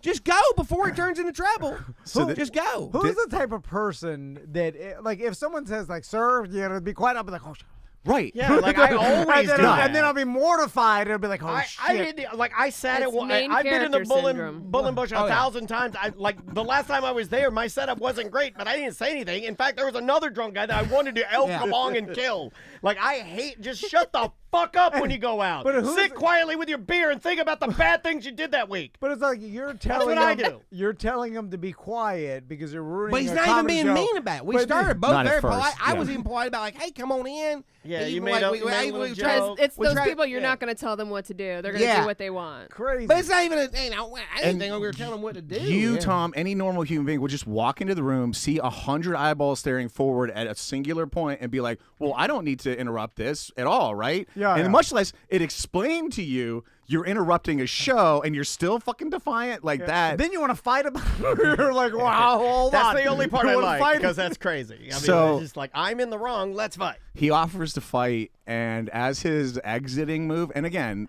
no, you don't want to get to this, but okay, so the guy, he goes to leave, and the front door is the iconic, like, Bull and Bush, like, British flag door, and then the little vestibule door that leads from that to the inside is just it's like a wood frame with glass panes in it and like a little bit of wood between, like 3 glass panes, your standard like glass pane door.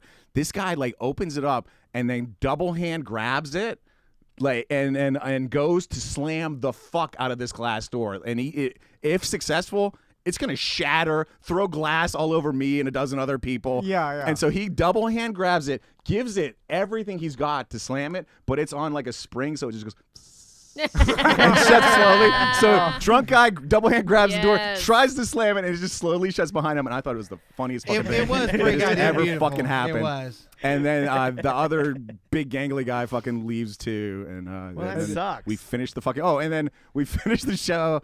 And Big Tim goes down. He's going to be selling like his ashtrays and some police auction goods out back. And I got a pretty big laugh. I was like, "You'll be able to find Big Tim. He'll be right next to me fighting those 2 guys." Oh yeah, well I mean they weren't. I don't think they quite understood how close they were getting to where I don't know if Ross was going to hit him, but I was about a minute away from hitting that one, as he was really making him mad. It was my going away thing, and like I don't know if you could tell, but my legs started shaking because I started getting the. I'm only a Quaker. I said this in a bit or whatever. I'm a Quaker because I don't want to hurt people, not because I think God's real and he's going to stop me from doing it. Jesus doesn't make me nonviolent. I just don't want to be nonviolent. I don't want to be violent. Never make a Quaker quake. You know, like I was getting real fucking mad at him because it's like, I've been doing this shit for 15 fucking years. It's my last night in town. I tried not to make a big deal about the thing because, I wasn't sure how it was all going to work out, but there's a bunch of people there that like me. Well, I'm be leaving town, so it's like I can get the fuck out of here probably by the time fucking law comes with this. and I had that Pelican case with that fucking camcorder in it right there by the door, I was just going to hit the motherfucker with a Pelican case. Oh, that would kill somebody. Because fighting fair is for people you like. I don't fucking like these people. And I always, fighting fair, you do at a Juggalo event because well, yeah, you but want to hug it out later. Yeah, I mean, I don't like this motherfucker. What is it? I know, like Sam brings up a point about you wanted the attention, or you want to be. They're entitled. Like, what if I gave you a more simple idea that I've had? Because Sam and I have been talking about this ever since before the Miss Pat show that was ruined by people. Like we go to comedy shows and they're ruined by people. What if it's this? What if it's something very simple? Because everybody says, oh, people after the pandemic, people have changed. When they go out, they don't know what they're doing. What if it's just we consumed more alcohol during the pandemic, and now when we do go out, we consume more alcohol? What if it's simply that? No, we can't keep blaming the pandemic. No one even cares anymore. That's what people still blame. Everybody else in the room was fucking hammer drunk, too, and they were all sitting there very patiently watching the show. It's an entitlement thing. It's their mid-30s, early 40s, late 30s white guys. Drunk dickheads. They act like they rule the world. Hell, they might have been in the service or whatever. They had a whole. Let's not pretend this isn't above something Seth would have done. To me, the real galling part of this was these guys walked in and they were wearing their work uniform shirts. See that? They were representing the place they just came from, and it was a very similar place to Bullenbush. So, I know they've just worked a whole shift doing basically what Scott and Jody are doing behind the bar there. And for them to come in and make a scene in another bar, and we were really nice fucking about it. Me. I was even nice on. I didn't immediately attack these guys for interrupting. No, I was trying to be very polite. I said, "Come on in." I said the same thing. Like Ross had mentioned, I was going to try and sell them merchandise. Probably. It's happened a million times where somebody comes in through that front door, they see a whole audience, and they kind of pause for a second, like, "What do I do?" And I said the same thing to these guys that I say to everybody: "Come on in, grab a drink at the bar, find a seat or somewhere to stand," and it's almost never a problem. These two, why are you being so rude? Now I get it. That was making me extra mad with the rude thing. Yeah. It was like, I'm a very good roast comedian. I was trying to be very polite about it. I asked him to be nice to these fucking dipshits. Because I was like, maybe they'll buy a bunch of beer. I only needed 10 more goddamn minutes to I wanted 3 more bits and then do the merch pitch, and we were done. Yeah. It wasn't like I was doing a half-hour set. I only wanted to do fucking 13, 15 minutes or something, I get it now, because when I worked at Home Depot, I used to walk into Lowe's like, what do we got going on here? I'm like a dickhead. Start knocking screwdrivers off the fucking I would wall. just be like, what is this? I was like, it was just act like a dickhead, because I was like, I work in the same industry. So, I do the same thing when I go into other people's podcasts. We're about to do with Sam tomorrow, or next week. Tomorrow. If he shows up at your house tomorrow, there's a problem. Every man's at the radio station. When we would go into other radio stations, we would look at it and be like, look at this dump. Who died in this coffin? Talking shit. Right, but did you walk into a studio with an active show going on and start batting the mic out of fucking Phil Hendry's hand? I wanted to. I have seen. He didn't say the N-word on my show. He hasn't done it yet. I've seen multiple people walk through the front door pay for that of one. Bull and Bush and do the same thing. But It's a different N-word. I've never seen anybody not duck and go to the bar. Correct. Duck and go every single time. That's what they do. I've never. Or they make it up in their mind they're going to sports town instead, and that's fine. Not everybody's coming to the Bull and Bush to have a comedy show. Some of them come to throw darts or fucking something, and they want to go play pool at sports town instead. That's fine. You do have a different mentality when you work in an industry, and then you go into another, the same industry, even if it's a different company or whatever. Now, if they're bigger than me, entitled. If they're bigger than me, though, right? Everybody? No, I mean, let's say when we went to Bubba the Love Sponge, That was right? a short joke. I didn't hear it. Sorry, it's too small. Did you feel uncomfortable there? That was a different weirdo environment. It was weirdo. It was so weirdo. I was confused by the massive. All right, we're gonna be frozen paintball the nuts of our interns. Up next is Tom and Dan. There was a shower. There was a stage for a band with a dilapidated drum set on it. It was a warehouse, let's say 10 times bigger than this, maybe 20. Maybe 20 times. Showing up a warehouse is never a good feeling. No, too. it's not. I've known too much stuff disappears in warehouses. Bubba's got to accommodate Hulk Hogan's dick every once in a while, so he needs a warehouse. But yeah, it's insane sucks. that someone does that or acts that way, or even when you tell them, I can understand coming in and acting entitled. But then when someone says like, "Hey, what do you do?" Like them getting mad. We were so much it's nicer weird. about it than we could have been. Yeah. And I'll tell you what it was, Tom. And there's a show going. There's someone on stage talking to Mike and an audience That's the part watching. that I hate is Like, the performance part. crazy. Everything else can be handled another, but it's a performance, and that's a one-time thing. You know, one fucking idiot danced across the stage and had his moment, and he sat down. That was whatever. But the other guy clearly wanted to fight. Because, the other guy was looking for a conversation. I kept saying so politely, like, please just come in, grab a drink, or leave. Either way's fine. And he bristled more and more. And then when it finally got to the point where I was angry at him and saying, just get the fuck out of here, that's when he was like, why are you being so rude? Because he wanted to fight. And then the door slammed. He wanted to break that door so that I would just like lose my mind and come out and fight him in the fucking street like an animal. Did you see this? Speaking of fighting, did you see the story of the Dolphins fan that punched a Patriots fan at the stadium? Yeah, killed him. They can't find the guy, right? No, I think he was arrested. Was it just that he hit his head, or was it? No, it was he hit his head on the back of a seat, like punched him twice, knocked him out. He was just like a dad. Dead. They interviewed the wife. She's talking about it. But hey, listen, football is very important. Well, that's what the wife said. She was like, I don't understand why you got to take it this seriously. It's so stupid. People get into fights, drunk fights at stadiums. We've all seen the videos. It's like the movies where you punch somebody in the face, or like and then they get knocked out, and then they get up, and then it's all like, you knocked them out. You get knocked out in real life, it's bad for your brain. Yeah, it is. You shouldn't. And if you knock someone out standing up, and when they hit their head the second time, full weight, full length fall to the ground. Like, they can just instantly die. Your skull cracks real easy if it hits the ground. And then now you're gonna go to jail for a long time for. Not if the judge is a Dolphins fan. For manslaughter. It's like, and then doesn't look like they've arrested anyone yet. And I didn't think they got anybody. Chat's saying it's a medical issue, not the punch, but They said he suffered a medical event after being punched twice in the face. But what does that mean? You're going to get popped for manslaughter. The witness, and the witness that was there said they were like piling on him, like he was getting hit. Yeah. It wasn't like he just got hit and fell. The witness said, and then, again, I don't think they found anybody, and they were kind of hoping that somebody would come forward and either know more or the guy would turn himself in. But I don't think if he's already done it, I don't think he's going to do it. Right, what do you do? What do you mean? You get in that situation, you hit the Patriots fan, he falls and dies. You find out later that night when you're back home with Crystal. Fucking takes his bow tie out to the sea. I just told you. Now I'm switching to Blue Springs because I call me first, Tom. Well done. Tom, I hope you disappear, Tom. I hope you disappear. Well, first thing you do, I guess you're going to L.A. in a dog suit. I find a manatee costume, obviously, first off. You're gonna be my cousin. It'll be fine. But you can't punch anybody as a grown man in the face if you have the option to walk away.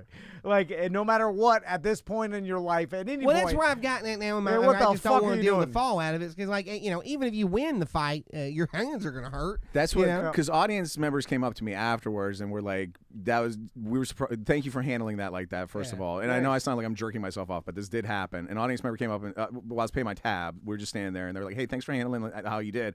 Did you really want to fight them? And I was like, yes. And if I didn't have a family to worry about or like a life that would be ruined by it, I would be walking the Milk District looking for those two fuckers right now with a fucking table leg or whatever in my hand to beat the shit out of them. It would be it'd be the Jack from the van, but because I'd be with him. Here's the thing. It'd be the Jack handle. They also can Zimmerman you, which is you start winning the fight and he pulls out his concealed weapon and shoots you in your chest. That's the thing that's so scary, man. That's the part I'm leaving for. Jeez, and then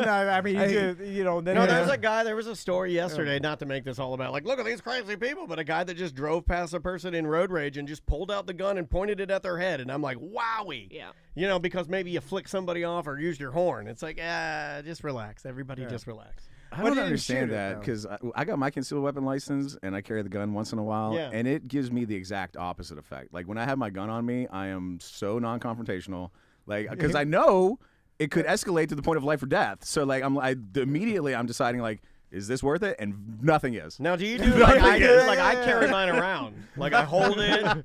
I hold it around, like I'm always brandishing it. And that's your right. Thanks, Governor. Thanks to the governor. It's so fun. God bless Florida. Yeah. I like the move where you put it pointing at your own penis in the waistband. Yeah. Because I feel no like belt or nothing. You just steal your pants. It's pulling your pants down. Yeah. Well, it's also the ultimate showing of bravery. Right? You have the gun pointing at your own dick. I'm not worried about you. I'm willing to blow my own cock off to show you this gun in my dick. Especially when people do it with guns that don't have like a safety. It's like a Glock where it's just like the trigger could just pull it, just go off, Pointing at your dick.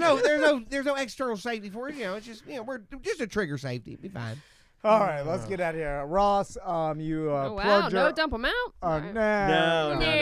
Let them. You can't. What are we dumping out? Well, quickly, do you want to play your NPR clip or no? Yeah, I do want to play my NPR clip. I got to find it. Daniel's on NPR. St. John Flynn. Now, I was disappointed because I wanted... Disappointed? I'm super disappointed. It was 3 fucking seconds. I wanted But it was awesome. Well, first, you were asked first to give this interview. Well, tell the story while I'm looking for the clip. Did you do a clip. Tiny Desk concert? Well, also, we're going to do a short show of my last time in town. Come on now. Yeah, every show for me is a short show. That's, I get the Facebook message first. Yeah. And then it says, hey, do you want to be on 90.7 or whatever, talk about Orlando City. And then I was confused. I was like, this has got to be a scam. Why would they ask me? And then I was like, maybe they think you're still an ambassador for them. Yeah. But it was like, it was a long time ago. Yeah. But I bet you Google it comes up. I bet you still y'all come up somehow. I don't even know. Turns out a listener works there. Yeah, I think it's a listener. I think it's a BDM that works there. Or there was just a list and they got that far down it. And then he has like a reporter that needed a person that's into soccer. He needs a soundbite. And this guy knew that we're in the media, but we also work for the team. So like, I think he thought it was like doing us a favor, Well, also, you'd be good. You do a good soundbite of that. I mean, if it's longer than 3 seconds. They didn't plug Tom and Dan. I know. They just said local comedy podcast. Well, they plugged me. They said my name, I think. Yeah. So, it's NPR, so nobody's going to listen to you. Don't worry. Superstar Lionel Messi created excitement and drove ticket sales this summer when he joined Inter Miami. It's Winnie the Pooh, by the way. Jim Cummings. I wanted you to be on the show with the old lady voice. I think Diane Rehm does not do it anymore. You motherfucker. She You disrespectful piece of shit. Keep Diane Rehm's name out of your mouth. She retired. Now, fans who paid a premium for tickets to his match against Orlando City on Sunday are in for a letdown. Lionel Messi checked out of the Inter-Miami game against Toronto Wednesday. The coach blamed muscle fatigue and said Messi won't be available against Orlando City. Comedy podcaster and diehard Orlando City fan Daniel Dennis knows people who splurged, spending thousands of dollars on tickets so their kids could see the Michael Jordan of soccer. Dennis says they accept that it was a gamble, that the player could get injured. They're just disappointed. But he isn't. Not as a Lions fan who knows Messi is a difference maker. I mean, I never wish any player hurt, but I'm certainly glad he's not playing. So I look at it a little bit differently, although I didn't spend a couple $1,000s on tickets. The match has been sold out. There it is. Wow, that is suck that he didn't 3 drop the seconds. name of the damn show. 3 Just seconds. Local comedy I'm podcast. a star, baby. To be fair, that probably was like 85% of the sports coverage NPR is going to do this year. Oh, I think that I'm their sports guy now, right? Also, you might be, it's a credit. We had to you took that phone call kind of last minute. Yeah. We were about to interview Yngwie Malmsteen, so we're like, we got to done. hurry up and do and then you talked for like, I don't know, 30 5 minutes. full minutes with him? I thought I talked to a guy for like 30 minutes. No, it wasn't 30. But Well, it was 10. It was at least 10 minutes. 9 minutes. They just need a soundbite. Yeah, they just like needed the a Well, I news. mean, like that. Y'all don't remember probably, but in 2014, I was in a bunch of an AP reporter sent her they sent a photographer out for my quote because I said I was going to vote. I was going to vote for the ghost of Lawton Child for governor. Yeah. The AP did a story about unaffiliated voters or whatever, and the rise of them or whatever in Florida and other places, and they had me sit next to this woman, a friend of mine, at Drunken Monkey, and I look gigantic to her because she's only like 5 foot.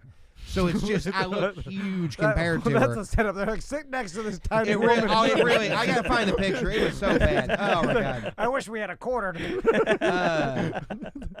I had, and it was a good time. I mean, but the reporter again, like they just took the little sound bite, and that was well, it. hey, we appreciate being included, and it's always nice to be thought of.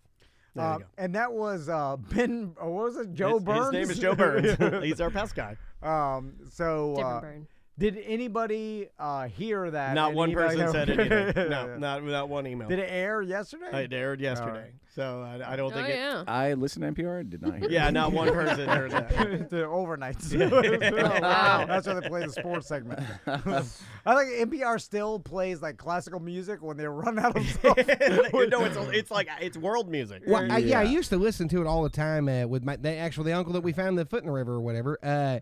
We would listen to it. It's about like they play the world music at I think 3 a.m., but they do the BBC World News at 2:30. 90.7 is pretty much all talk and news all the time. 89.9 is where you get your jazz and your world music and stuff. That's the UCF station, right? Saturday nights at the 90.5 is the UCF station. I can't believe I'm out radioing. They do jazz too. No, Well, I'm out of the game. They'll do jazz and stuff. Yeah. Yeah. What I don't understand is like, okay, everybody knows what they're getting when they go to listen to NPR. They want to hear talk, right?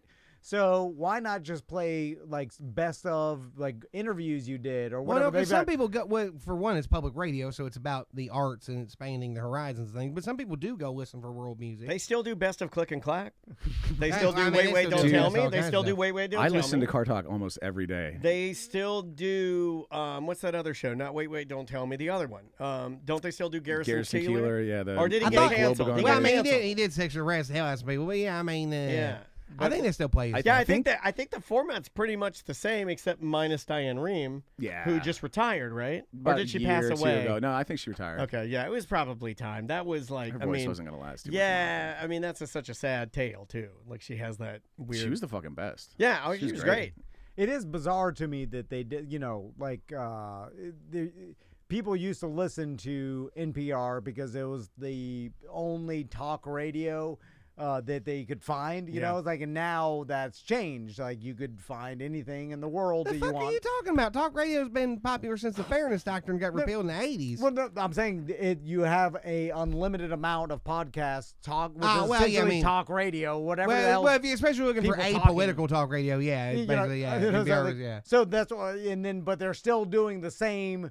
They're like, we're going to air this game show every single... Yeah. Like, it seemed to me that are people wanting the game show? Yeah, I mean, them game shows seem very popular among a certain set of people that you're not a Whole Foods liberal, you know? It does seem like the wait, don't tell me people are not going away. I mean, they seem very loyal. And they're like Saturday afternoon at home having a coffee and reading the New York Times listeners. They're not like driving around in a work truck during the week listeners. But why don't you listen to the New York Times podcast? Like, wherever you want to listen to. And to be fair, they probably listen to the Wait, Don't Tell Me podcast now, as opposed to having an AM radio. I think there's also a vibe to listening to Wait, Don't Tell Me and also telling people you listen to it. It's almost like a hip... And the Saturday afternoon thing of like, it's the ritual of that's what you do on the Saturday. And I flip between NPR and the right-wing talk station. Like, I listen to both, like, depending on commercial break or whatever the story is or whatever. I only listen to Florida Man. And I noticed basically, like, before, when Trump was in office, NPR was 24/7 Trump news, all Trump, all the time. And the right wing the station had to play kind of catch up. And now the right wing station is all anti-Biden 24/7 all the time. And NPR just does like super liberal like stories about like a transgender Eskimo mandolin player who's struggling to raise money for a one-man show or something like that. I would watch that. I would watch the shit out of that. Who wants that? Who wants I mean, that's very Who wants a transgender Eskimo one-man show? Are you fucking crazy? Well, Who wants the shit out of that? I don't even know what that would mean, but it sounds like a lot of trauma. Now, SJW, I'm pretty sure they count that as a slur now. Eskimo is? Yeah, I heard that. Not if they're transgender. That's true. You don't know that. A transgender Inuit mandolin player looking to raise money for a woman. There you go. I'm that's so better. sorry Inuit. about that made-up person. Motherfucker. I'm down with it. Inuit. So, are you down with Inuit? I think I see why you get ugly granny porn all the time. It says granny hookup up on your screen I've been up wondering there. about that so much. What the fuck? I pulled that up. Her titties are out. Oh my god. Okay. That's a nip. No, I pulled that out. That's a full-on nip. That was available for dump them out, but we're not doing it. So she's dumping them out. Why are we not doing dump them out? We've been too far. Yeah, we went too far. We're pulling it back. We couldn't find the ad either. Yeah, we can't. We're not going to do it. You guys found the ad and you're dating grannies now, aren't you? I knew it. Damn it, he's on to us. I'm going to fake my death. Have an old lady kill me. Follow Not Big that way to Tim on TikTok and Yep. follow his adventure. He's leaving next week. Yep. Maybe. Leaving Depends on how this sooner. house show. Oh, I'm leaving much sooner. Yeah, he might be leaving sooner. Check out my buddy Brain Spa. They hooked me with my good people and all. Yeah, I fucked that plug up. What's the company? Brain Spa. Brain Spa. You guys remember Alex Luchin? Yeah. I brought him in a couple times back in the day. He went off. He went off and started a magic mushroom therapy company, and it's like low dose magic mushroom tea or honey and stuff like that. Yeah, we need it's to very talk good. to Luchin. And he's got his psilocybin. Yes. Yeah, his packaging is very, very good. It's also very easy. You can't overdose with the stuff because he got it right. He has the gummies that you can. Can very you sell it controlled openly now? What's the to a certain extent? He's got a website and everything. Anything It's goes. He is on Instagram. I'm looking it up. Brain Spa OFC. Brain Spa OFC for official, and you DM him, and he will give you a signal. You know about the Signal app? No, it's how you contact drug dealers now. He will give you a Signal app way to contact him and talk about buying psilocybin. Well, it's just an encrypted messaging app. I mean, that's gotta be illegal, right? Well, yeah, but I mean, like Rumble. Gives you a signal. It's like Rumble. It's just not really enforced. I mean, there's a guy that was a biochemist for Johnson & Johnson, has his own mushroom thing now. It's not. They're really not enforcing it anymore. California's decriminalized it. Washington's decriminalized it. Oregon, Colorado, Washington, D.C. Well, can we sell mushrooms so that they have the Tom money to the Vann drugs? Well, I mean, to a certain extent, yeah. We'll give you a signal. You didn't know what Signal was, so I don't think you can. A signal? Is it a smoke signal? But no, I mean, his honey's fantastic. Let I me- had. Does it got psilocybin in it? Let me put it to Oh, you this yeah. way: before you start selling drugs, dial in the Killing the Show plan. All right. I'll be doing mushrooms. I'll be fucking all the grannies. Go see Big Tim's last show, in Which Florida. is at Wednesday at the Orlando Yeah. Improv. Oh my Yeah. god! And then Thursday at the Tampa Improv. Yeah. I texted Heather, confirmed the date before, and now she's blaming it on me. I was like 20. Either way, That would have been bad had you not known that. Well, That I would have figured it Oh out my before God. too long. But Sam, are you doing your show this weekend? We will be recording an after party this weekend that will be released on Sunday. That is our paid show on Patreon, patreon.com/semantics podcast. And also you heard about this one, which is also on our Patreon, but they are free episodes. And Derek tells us about a British biochemist who actually helped solve and convict her own murder. Wow. her own murder From Yes. beyond the From grave. beyond the grave. Oh, I love these. Oh, and you my can God. get that just by going to Patreon. You don't have to subscribe because the Patreon lets you listen to things for free on their feed, right? do. Yep. I feel like if Right. I knew it was coming, I'd try to stop it Yeah, I instead would. of solving it. No, she didn't know it was coming. I'm joking. I'm joking. She did Maybe that she thing where she's bleeding out and she wrote the guy's name in blood on the wall. Oh, yeah, Maybe yeah. she faked her death and then solved the murder after. I still want to do gun balloon, but I can't figure out how to do it. The old gun balloon. I just want to do it. I'm not going to say I'm going to kill myself. I just want to shoot a gun and then let it go under the balloon. You'd have to have so many, but well, I mean, with a subcompact. And then the 9 cops show up millimeter. and they're like, "We heard a gun was fired from here." I'm like, "Good luck finding it." Oh, tell the truth. Shoot it down. And let me plug that GoFundMe one more Please, time. yeah, do it. People love these. Samantha's got why people do love them. Unfortunately, yeah, we had better health care in the country, but yeah, I mean, it'll be a good time. Follow me on the TikTok and all. I'm gonna be documenting the journey. It should be a good time. Yeah. Well, what's your GoFundMe? Just search Big Tim on there. Well, Sam's got a link in the chat and all. Yeah, it's in also there. You know, it's that's on like my 1% of the people listening to this show, Tim. Yeah, I know. How do they find your motherfucker? I was GoFundMe? getting to it. You goddamn asshole! It's my last time with you. It's also pinned on my my TikTok bio. After that, I'm recommending don't go to it. It's on. It's on my Facebook. You know, you can search it on the Facebook. And also, you just search Big Tim. Literally, on if GoFundMe. you just put Big Tim Murphy and GoFundMe, it's the first thing. That yeah, pops it's up. not hard. Yeah. Tots with Ross. Yeah. You thought there was going to be another confrontation in here, didn't you? It was happening. Were you getting uncomfortable? Did you? Is that really? Like, Because like I feel like I'm fueled by it because I was feeling the energy coming off of it. I started shimmying my Well, he's titties. wanting me to fucking do GoFundMe.com/7 forward. You know, Right. it's no not. one It's knows. not a fuck link. you. It's a fucking bunch of different numbers and shit. Yeah, you idiot. All right. Tots with Ross? I'm gonna miss y'all so much. Underwear show tomorrow? Well, you know, I'll Golden call Bush? in or something on the, on the ACT or something every now and again. We'll figure Yeah, it we out. will. We'll call you or We'll figure it out. check in. I mean, especially if you're out there, you never know. We might hit up LA again. We got a lot of friends out there. Oh, yeah. It's just if you say it's in the chat room, everybody listening just automatically gives up because they weren't in the chat room. They can't access the chat room. And I'm just saying this to make Tom uncomfortable. That's it. It's just to make Tom uncomfortable. That's it. And I'm going to ship it because I like it. All right, everybody. We will see you on Monday. All right, guys. Have a good weekend, y'all. See you.